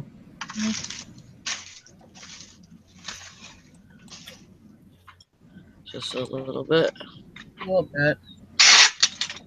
Matter. I'd met you again. His things didn't sell at auction. Yeah, I relisted them on Buy It Now, but they still haven't sold. So I don't know. Oh boy. I'm back. They haven't been up on Buy It Now for very long, just like yesterday. We'll see.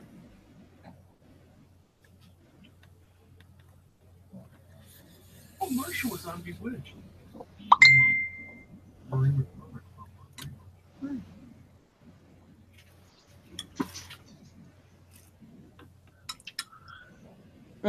Florida Hidden Treasures. My husband has the inner voice. Me, not so much. I always say, I'll make room. Oh my God. That is like the story of my life. My husband will be like, now where are you going to put this at? Don't worry, I'll find a place. Jim one time went to an auction by himself. And the trailer was so full, he thought he had it strapped down. He lost a whole sewing machine on the road somewhere. We don't know where it went. That was like one of those old sticker treadles. It was like a treadle sewing machine, like a piece of furniture. Oh boy. He lost it on the road somewhere. I backtracked and I couldn't, it was gone. So somebody must have grabbed it off the road. It was missing off the trailer. I had a loose strap and no sewing machine. Whoops. Oh man. We lost a whole round bale once off the trailer. Yeah, we lost a round bale off of our trailer. I'm like, oh my God, Jim, what do we do? Should we go back? He's like, hell no, keep going. Because our plates are expired on our trucks. We want to get caught by the cops. And we just won't do it. But when we went back to get hay the next time, it bounced and it rolled way down in a ditch by a cow farm. And so we weren't on the highway yet. We thought we did. I thought we're blocking a highway. You know, you were going to have the trooper there. He's going to be running our VIN number. We're out of state. Yeah. Not unsecured good. Load. Yeah. Oh yeah, Michigan got a huge ticket for unsecured load. Yeah. Michigan State troopers are the worst for like really nailing you too.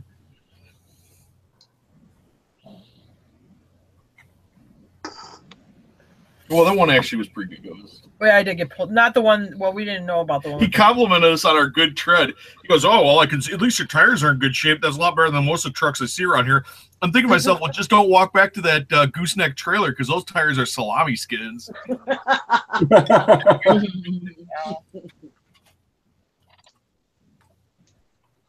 He pulled us over for not having extended mirrors. Yeah, he pulled me over for not having mirror extensions. I'm coming with a load of hay. Now, I've never even knew you needed mirror extensions, honestly. Yeah. We only use this thing for hauling hay. Cracked windshield. No registration. Wrong plate. Wrong plates on it. No insurance card. You name it. I mean, there was nothing right with it. And he goes, yeah, boy, this fine would be really big if I added it all up. He goes, I better just let you on go. You know, just make sure you get those mirrors fixed and get this other registration things fixed. Have a good day now. I'm like, well, thank you. You got lucky. Did you kiss? I know. I couldn't. I'm like, where's the hidden camera? Because I in Wisconsin. In Wisconsin, a trooper isn't allowed to give you a verbal warning. If he gives you a warning, it has to be in writing. In Wisconsin, and you can only get one in a 1 year period, or you have to get a ticket. You can't get 2 walks on a trooper pullover in Wisconsin. Yeah. Because they'll run your record, they'll show the warning, and you have to get a ticket the next time. Yeah. So I don't know how Michigan does it, but thanks for the gumball, Mickey. Yeah. We hit the road. I'm just like, I'm like, are we on a hidden camera TV show? I cannot believe that just happened. And if you ever travel with Jim, if you want to talk about like sketchy registrations and license plates, that's Jim. I mean, he's always like, he'll be in the driveway. He'll be like playing musical license plates, just switching them around vehicles. You know? Oh boy. If you want to go to Disney World, you need to cut corners places.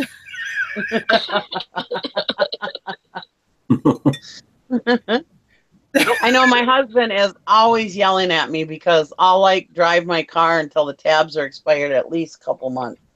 And he's always yelling at me. Expired over a year. I've been pulled over expired for like 2 years, and they really hook you on that ticket. It's an expensive ticket. So then also because I'm irresponsible, I don't pay the ticket on time either. And then I got my license suspended for not paying the ticket. It wouldn't let me drive or anything. So I had to hurry up and go get it paid. Yeah, then she wanted to drive suspended. I'm like, no. The fun party's over. Yeah. So then I paid it right away because I don't like to be a passenger. I have to drive. And like three seatbelt tickets. I don't think you should have to pay seatbelt tickets. I think it's illegal to give that ticket. But the funny thing is, I think that's terrible. If you, in the state of Wisconsin, on a motorcycle, it's your choice if you wear a helmet. So I feel is you should have the choice if you want to wear a seatbelt or not. I don't like to wear a seatbelt. I think you should Just me. I make my kid wear a seatbelt, but I do not like to wear a seatbelt. And I figure I'm 44 years old. I should have that choice. Yep, I understand too. Me, I'm the same way. I don't wear my seatbelt in Wisconsin because it's only a $10 ticket. Yeah. But in Duluth, I wear my seatbelt because it's like a $180 ticket. Oh, really? Oh, yeah. So if I'm ever on a video with you guys and you guys see me driving, you can always tell when I'm driving over the bridge because I'll put my seatbelt on while I'm driving over the bridge. I'm not sure we had our seatbelts on. When we got pulled over by no, I always pull mine on quick when I get pulled over. It always takes a couple minutes to get out of the car. I don't remember mentioning that. It was mostly the registration problem. That's a little key if you guys are ever on with me and you see me put my seatbelt on, you know I'm on my way to Duluth. Or if I'm wearing my seatbelt, you know I'm in Minnesota. If I pass a cop and I'm not wearing my seatbelt, I always act like I'm itching my head or fixing my hair because then I figure I can be able to tell if I have a seatbelt on or not. I do that too. They are. Yeah. But on my husband's black truck, when we got down in Texas, the windows are so blacked out they might be actually illegal. But they're so blacked out. I love driving that because they can't see if I have a seatbelt on.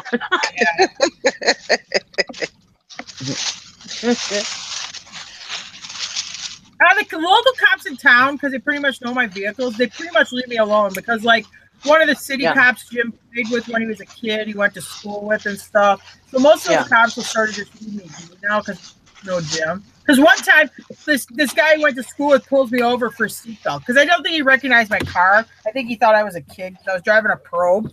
Anyway, I'm like, I don't think you should make me have to wear my seatbelt. I think it's a bullshit law. And he's like, just wear your seatbelt. Yeah, that's what every time I see him, he's like, got your wife wearing her seatbelt yet? Every single time. I'm like, that's why I beg her, please just wear your damn seatbelt. No, me and my husband, we're like that. He wears his seatbelt. I do not. Anyway, and he's always bitching at me to wear my seatbelt. Well, anyways, another thing is with the expiration on the cars and stuff, trailers, my husband, one time he's like, you got to get registered. When he bought this trailer, he's like, you got to get registration for this trailer. I'm like, why? It's a trailer. And he goes, you need a registration on a 32-foot trailer. I was like, we've driven trailers my whole life without. Trailers my whole life without. He's like, we're not going to pull this trailer without registration. I was like, oh, you're such a whiny ass. Just be a man and pull it. I used to tell Jim, he'd be like yelling at me about stuff or whatever. Or like sometimes my trailer lights won't work right, or I'll have one will be out or whatever. Well, most of my trailers, the lights never work right. But anyway. Yeah, mine too. Short is I'm like, well, I'm getting hay. Cops don't mess with farmers. He's like, what the hell are you talking about? That doesn't even make sense. I'm like, no, that is not quality feed or livestock. They're just going to leave you alone. No, that's not true. So anyway, he's reading somewhere like on the internet where this cop talks like, yes, if you encounter somebody like farmers hauling loads of feed or whatever, just leave them alone. Most of the time it's not worth the effort. Well, you like a cop chat line. It's like their work, blog or whatever. They're just chalk talking, pullovers and stuff. And the guy's like, yeah, these farmers. He goes, once you get them out, he goes, they talk real slow. They've got their stupid reasoning, and they don't really argue with you, but they draw you into some idiotic conversation and waste a bunch of your time. He goes, it's just not worth it. Just let them go. Just move on to a different thing, because they're usually some minor violation. He goes, you'll spend an hour dealing with the pullover. You'll have a bunch of other stuff. Yeah, they'll draw you into other conversations, like people that they know and stuff. He goes, yeah, it's just don't do it. It's a time sink. Just let them go. I'm like, oh my God, she was right. I know. They will not. If you're calling me, odds are. I mean, that one time I got pulled over for not having mirror extensions, I couldn't believe it because they never pull you over when you're pulling. That was a dick cop. That was a cop looking to pull you over. I mean, he didn't give me a ticket, let us go. I mean, he let me go, so I can't call him a dick. He was looking for insurance or something. That's that same cop. That's that same kind of cop that pulls you over for the light in your license plate. We also did trailer plates. So I'm wondering if he didn't know that we were from Wisconsin until he got up to the truck. Oh yeah, that's true. My husband one time he was going to the steam show up in Lake Itasca, northern Minnesota, with my dad. And yeah, there is parts of Minnesota that are more northern than me. And they pulled the old camper up. They're the one that's mine now. And my dad, it had 4-year registration. Oh my God. 4 years for the last registration. Oh God. Anyways, because he usually just pulls it up to the steam farm and back, up Midway Road just real quick and back down again, no big deal.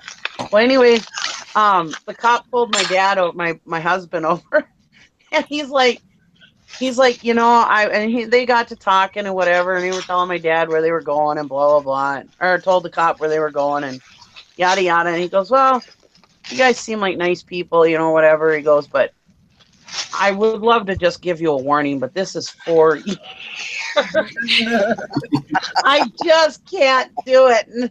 And my dad said, my husband all the time is like, now I know where your daughter gets it from. Oh my gosh.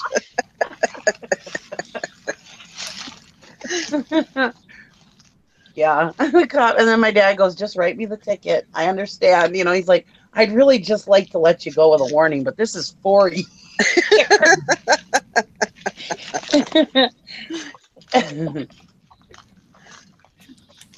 I had a minivan that needed front struts, and so I've been laid up for like a couple of years. I finally get around to putting the front struts on it, get the thing aligned, send in the registration, but still got the old plates on it. And it'd been like, I don't know, 3 years expired. So I got the paperwork in the center compartment. I'm driving it down the road. I drop my kids off to school, and this guy I went to college with, I don't know it's him, but a cop's pulling me over. I'm like, yeah, they're pulling me over for the expired tags, no big deal. He comes up to the window and he's like, hey, Jim. I'm like, hey, how's it going? He goes, I really hate to pull you over, but you got these plates and they're really expired. I go, yeah, I got the paperwork right here in the center compartment. That's what's his face's husband, Randy. So he goes, oh, good, you got the paperwork, fine. Okay, have a good day. I'm like, no, I have it right here. He goes, no, that's fine. He just walks away from the car. He doesn't want to look at it. No. So it's funny.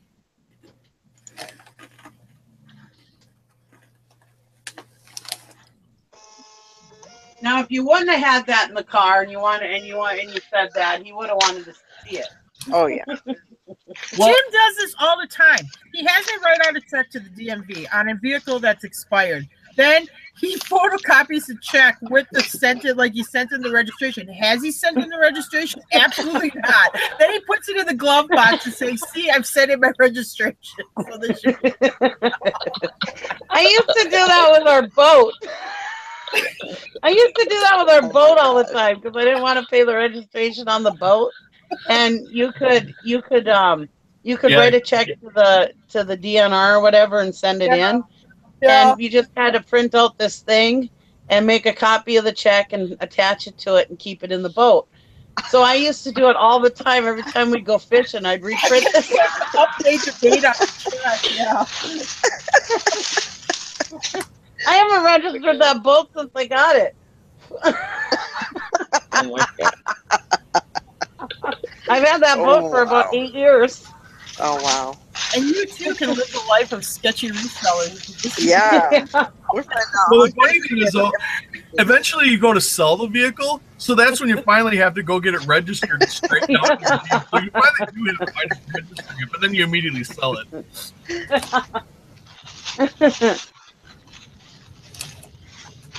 I know, that's like a car I just bought off that online auction, and it says we have till the 9th to register it, and it still isn't registered.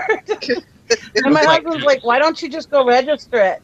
I said, "It says we have it till the 9th to register it." He's like, "Why don't you just go register it?" I was like, "Well, I want to make sure it's going to last till the 9th. We only paid like $400 some for it."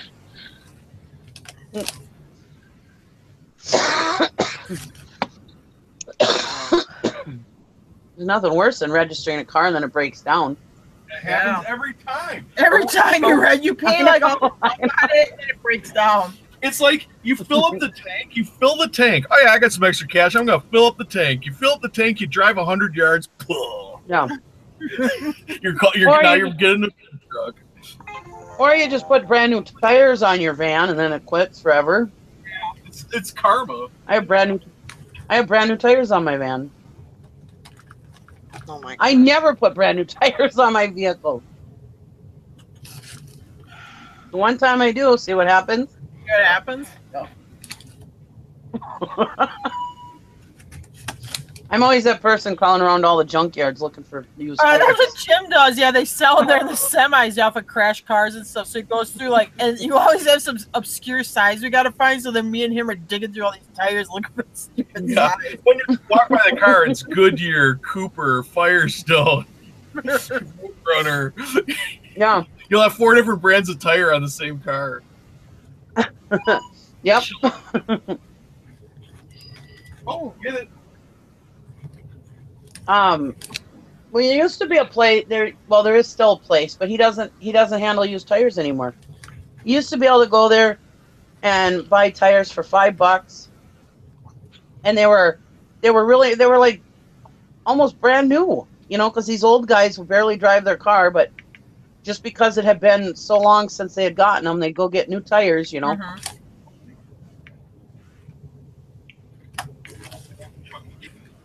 Yeah, I know. They were in that one that auction. How many of them? I only paid $5 for 2 Chuck E. Cheese. What's wrong? I don't know. My husband, he's got to figure out what to do with the van because I want to take them tires off. Well, if you take it into your junkyard, don't you have to take the tires off? Because like my junkyard, if you don't take the tires off, they charge you for them. So you might as well just take them off. If you what would you take it in on, like a trailer? Yeah. Okay, well, if you take it in on a trailer, bring your lug wrench with you. Yeah, and we know. And have them loose. So then they'll come done with it before. and they'll put the forks underneath the van and lift it up for you, and then you just take the tires off while they're holding up with the forklift. Yeah, that's usually what we do. Yeah, because they're going to charge you. I think it's like what, $20 a tire? Mm-hmm. No, it's not that much. Yeah. $20 a tire. Yeah. For tires. Yeah, which will really suck because they're going to charge you for the tires, then they're going to turn around and sell them. Yeah. Because our we junk usually keep our tires. $20 a tire. Because we use our tires, well, like these ones, these are almost brand new, Yeah.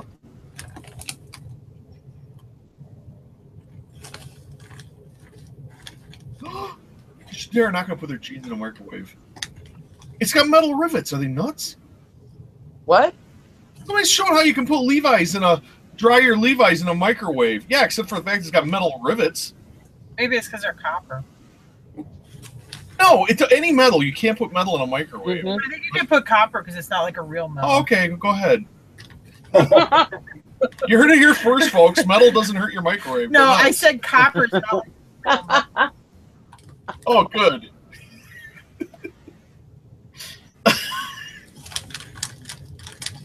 Why don't you Google the definition of metal? Yeah. It's not a real metal, but it's the most expensive metal out there. Like a pretend metal. Oh, I gotta go pull this. Oh, here, she spilt water on her jeans. Need to dry your jeans fast? There she goes. She threw them in the microwave. Yeah. Beware of metal details. Yeah, there they are. The rivets. She didn't show them. She didn't show it going though, like if it was sparking or whatever. I heard some of the new microwaves you can put metal in them. Oh, really? Wow. Well, maybe it was a new microwave. I heard you don't have to refrigerate mayonnaise. Ew. Yes, you do. Yeah, his in-laws, his ex-wife's in-laws, they're like, no, you don't have to refrigerate mayonnaise. He's like, yes, you do. It's eggs and oil. They're like, no, you just scrape the brown stuff off the top and it's good. Ugh. Ew. You know, Grandma Magic Classics is a little old, but Grandma Magic Classics said, LMAO, I'm going to call one of you when I need to work around with my bills. Oh, that's a whole other story.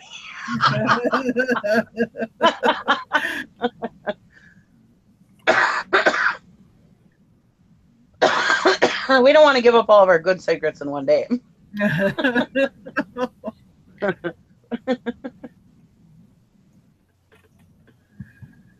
I think we're giving out bad advice, probably. That would probably classify as bad advice. So here's some workarounds you can do for registering your vehicles. This is kind of one of those things that do as I do. If you're going to ship anything that weighs over 1 pound, definitely use media mail. No, do not. Oh my Just God. kidding. If you're going to ship a concrete lawn gnome, media mail is definitely the cheapest way to do it. And they won't check the box. Oh, okay.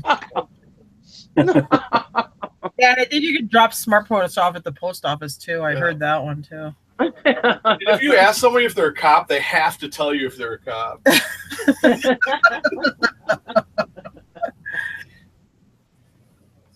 Jennifer Santiago says, I thought I was bad with driving about 20 years with a suspended driver's license. Oh, no. Hey, I'll tell you something. My mom, when I was 16 years old, wouldn't let me take driver's ed because she said my grades were too bad.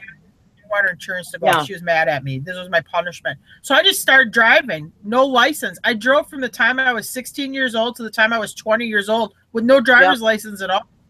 I had some temporary driving learning permits in there, but I didn't get my actual license till I was 20. Now I'm living in Milwaukee, driving like on the freeway and stuff like that. No license at all. I got pulled over with no license and they let me go. Mm-hmm.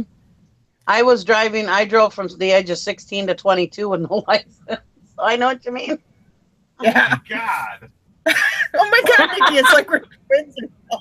I feel like it's like we live the same life. I feel like we're Bonnie. That's why we all get along so good. We think the same. It's more like a guideline. It's not really a rule.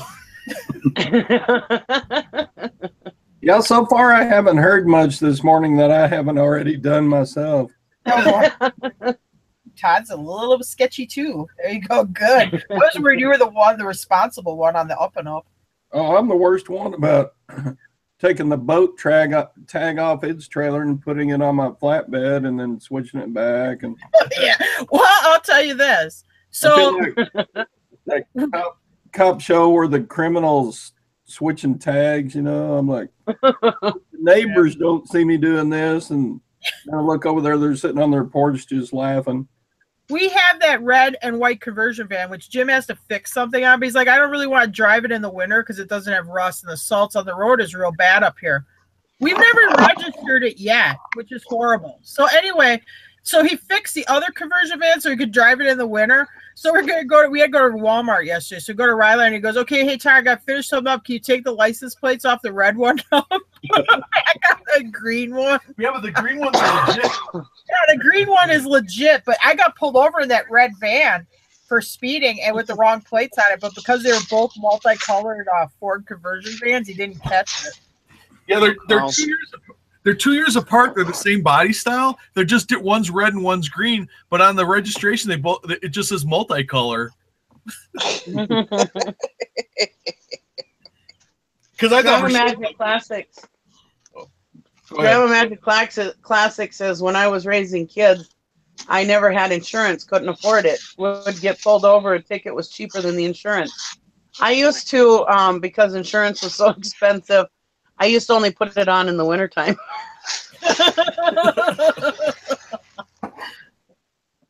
Merry Christmas. Insurance. We get insurance. We can get into an accident now.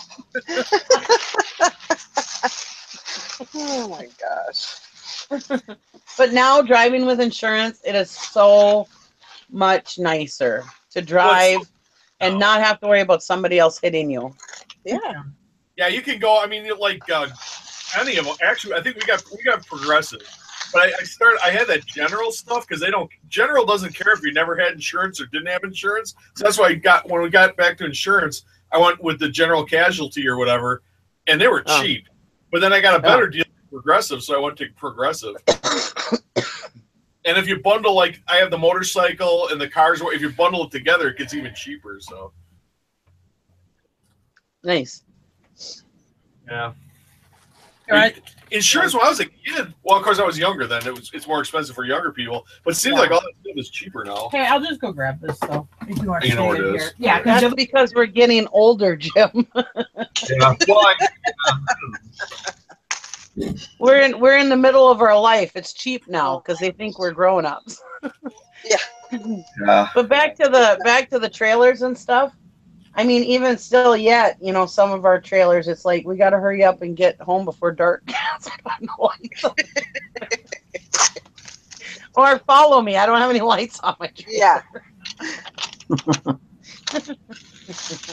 Yeah, trailer lights are like a black art. I can never get them all 100% to work. Yeah. It's either one side or the other, or the turn signals work, or the brake lights don't work, or the running lights work, but the brake light, it's always some. Yeah.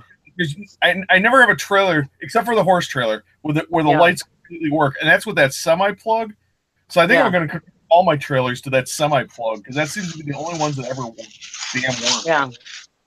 Yeah, they're like trailers are like they have gremlins, like that show where the gremlin comes and attacks the airplane and flies. Yeah. You feel like William Shatner. Yeah.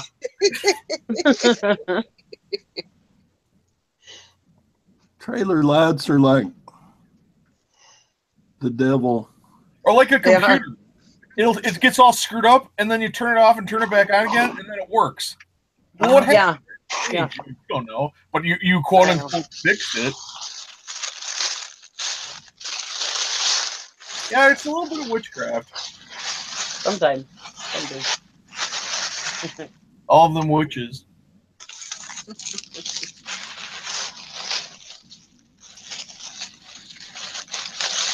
That's one of my favorite movie scenes, and I can never find just that clip. It's when she starts crying or she starts laughing when she realizes that it's the witch coven and Rosemary's Baby.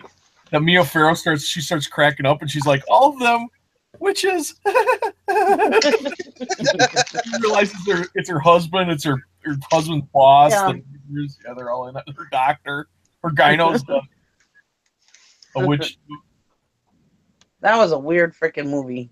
It was good though, and you don't see the monster till the end, and all you see is the eyes. Really, yeah. That was super creepy. My mom loved that movie. Oh my god! You know what's a good movie? Netflix, The Babysitter. It's the kid. The kid's babysitter is a head of a satanic cult, but I mean it's pretty funny. It's got some. I guess you could call it gore. I mean, no worse than Walking Dead, but I mean, there's some great one-liners in there and stuff. It is really funny. It's a stitch. So it's called The Babysitter. It just came out on Netflix. And it's definitely worth watching. I don't know. Crush on his babysitter, and she drugs him she gives him a shot every time she babysits for him, and he thinks it's because she thinks he's cool and he's like 11. So she gives him a shot of liquor. Well, it's got some kind of knockout drug in it. So anyway, then one night he doesn't drink it because his friend wants him to see what they do at night, and they finds out that they're having these rituals or whatever. It's pretty good. And then oh my god! Go ahead, Nikki. When I looked up The Babysitter, the movie Teeth came up. That is such a you need to watch it. I can't even talk about it. It's this girl, and she discovers that she has an unexpected line of defense, a tooth vagina. Oh god. Wow. I missed that. Wow. That was scary. It's a weird movie. Oh, I could say something right now. Yeah, I know. Yeah, I'm sure a few of you could. Let's control ourselves. It was like one of those movies. It was like a train wreck. You can't look away, you know. The whole time you're like, why am I watching this? But you can't stop.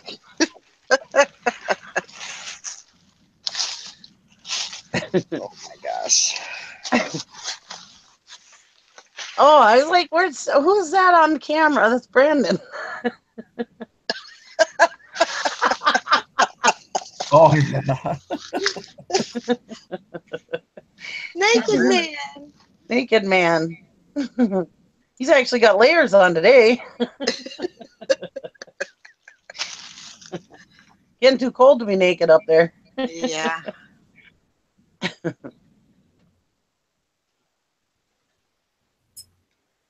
Yeah, it's paper.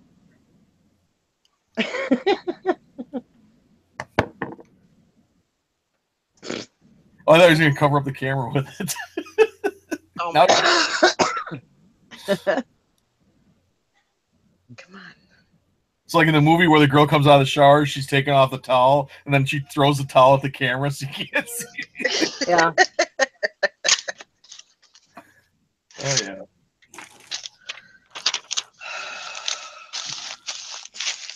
Okay.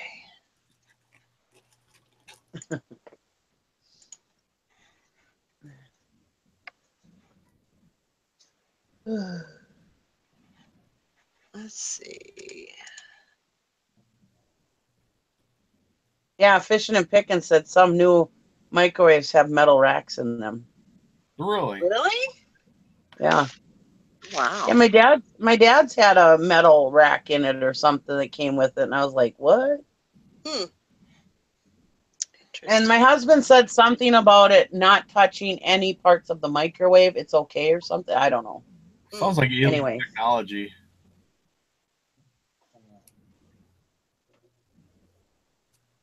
Witchcraft. Yeah. Arts. Nobody can explain it. Heresy. No metal in the microwave. No eating before you swim. Crazy. I was talking to my husband about my printer, about my new printer and how it was printing cloudy. And he's like, well, maybe if you'd sell something so you could use it, it wouldn't get dusty inside. Oh. Oh. Man, Oh. You bet.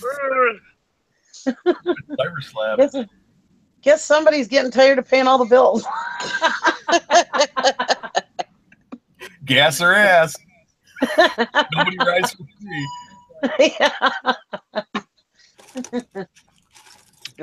What do you need? Got little sleepy bugs. Hmm? Oh, I love this plate. Can we sell it? You know, I remember when he first got married and he didn't even want me to work. Aw. I remind him of that sometime. Remember back when we first got married, he didn't want me to work, but I insisted? There's a lot of stuff that goes on when you first get married that changes. This is true.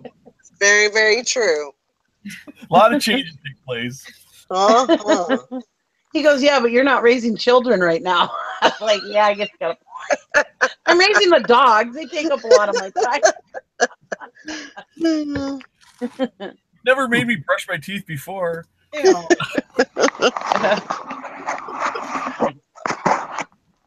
Are you going to say good morning to everyone? Good morning, Ringo. Oh, You little cutie patootie. tell them how mad you were at Oh, Mabel. man. Mabel's sleeping right now because she got chased this morning because she was naughty. She was chasing deer. And if you know She's out there freaking out. if you know the story about our late Spec, who used to chase horses and had his eyeball sewed back in a couple times. Oh, boy. You know?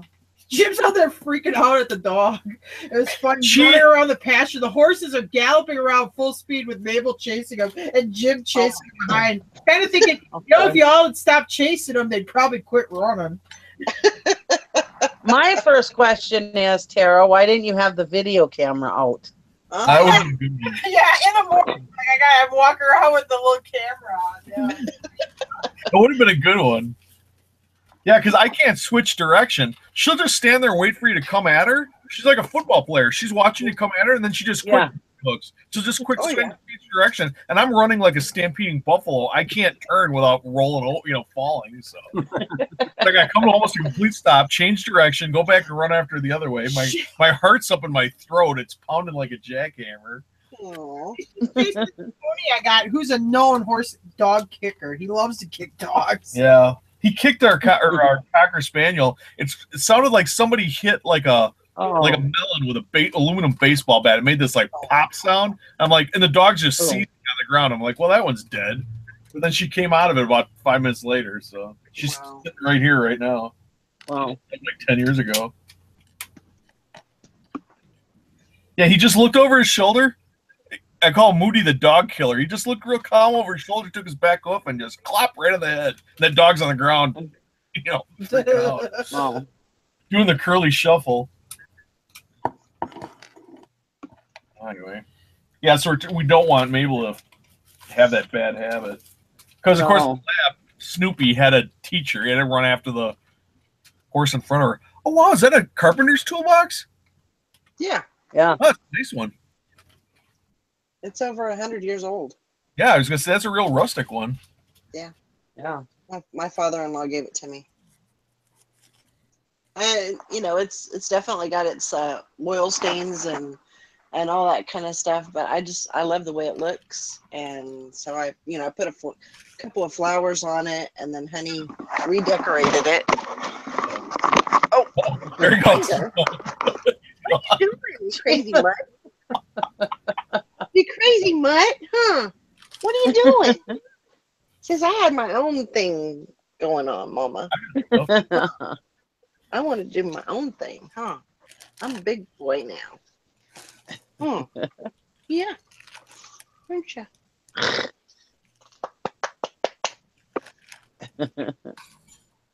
Okay. So cute. I want to be on that table again. What you doing? What do you see? You see Roscoe over there sleeping? He's like, yeah, I want to go get him. Are you gonna go get Roscoe? How dare he sleep? He wants to play. Yeah, he wants to Nobody sleeps on my watch. Yeah. You go play. Oh, you're giving him the eye. Give him the old stink eye, huh? Oh, let's play. It's time to play. I'm going to make lug nuts stay up all day today. Well, Kept me up half the night last night. Don't wear them out.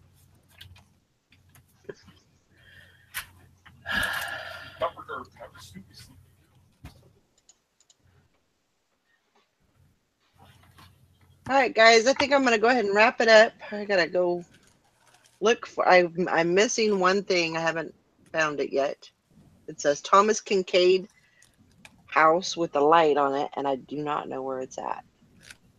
So I got to go on the search. I got to go pay my mortgage and stuff. So I got another month in my house. You get to own it for another month? I got to do that Own too. it for another month. So, all right, we'll see you all tomorrow. Bye, everybody.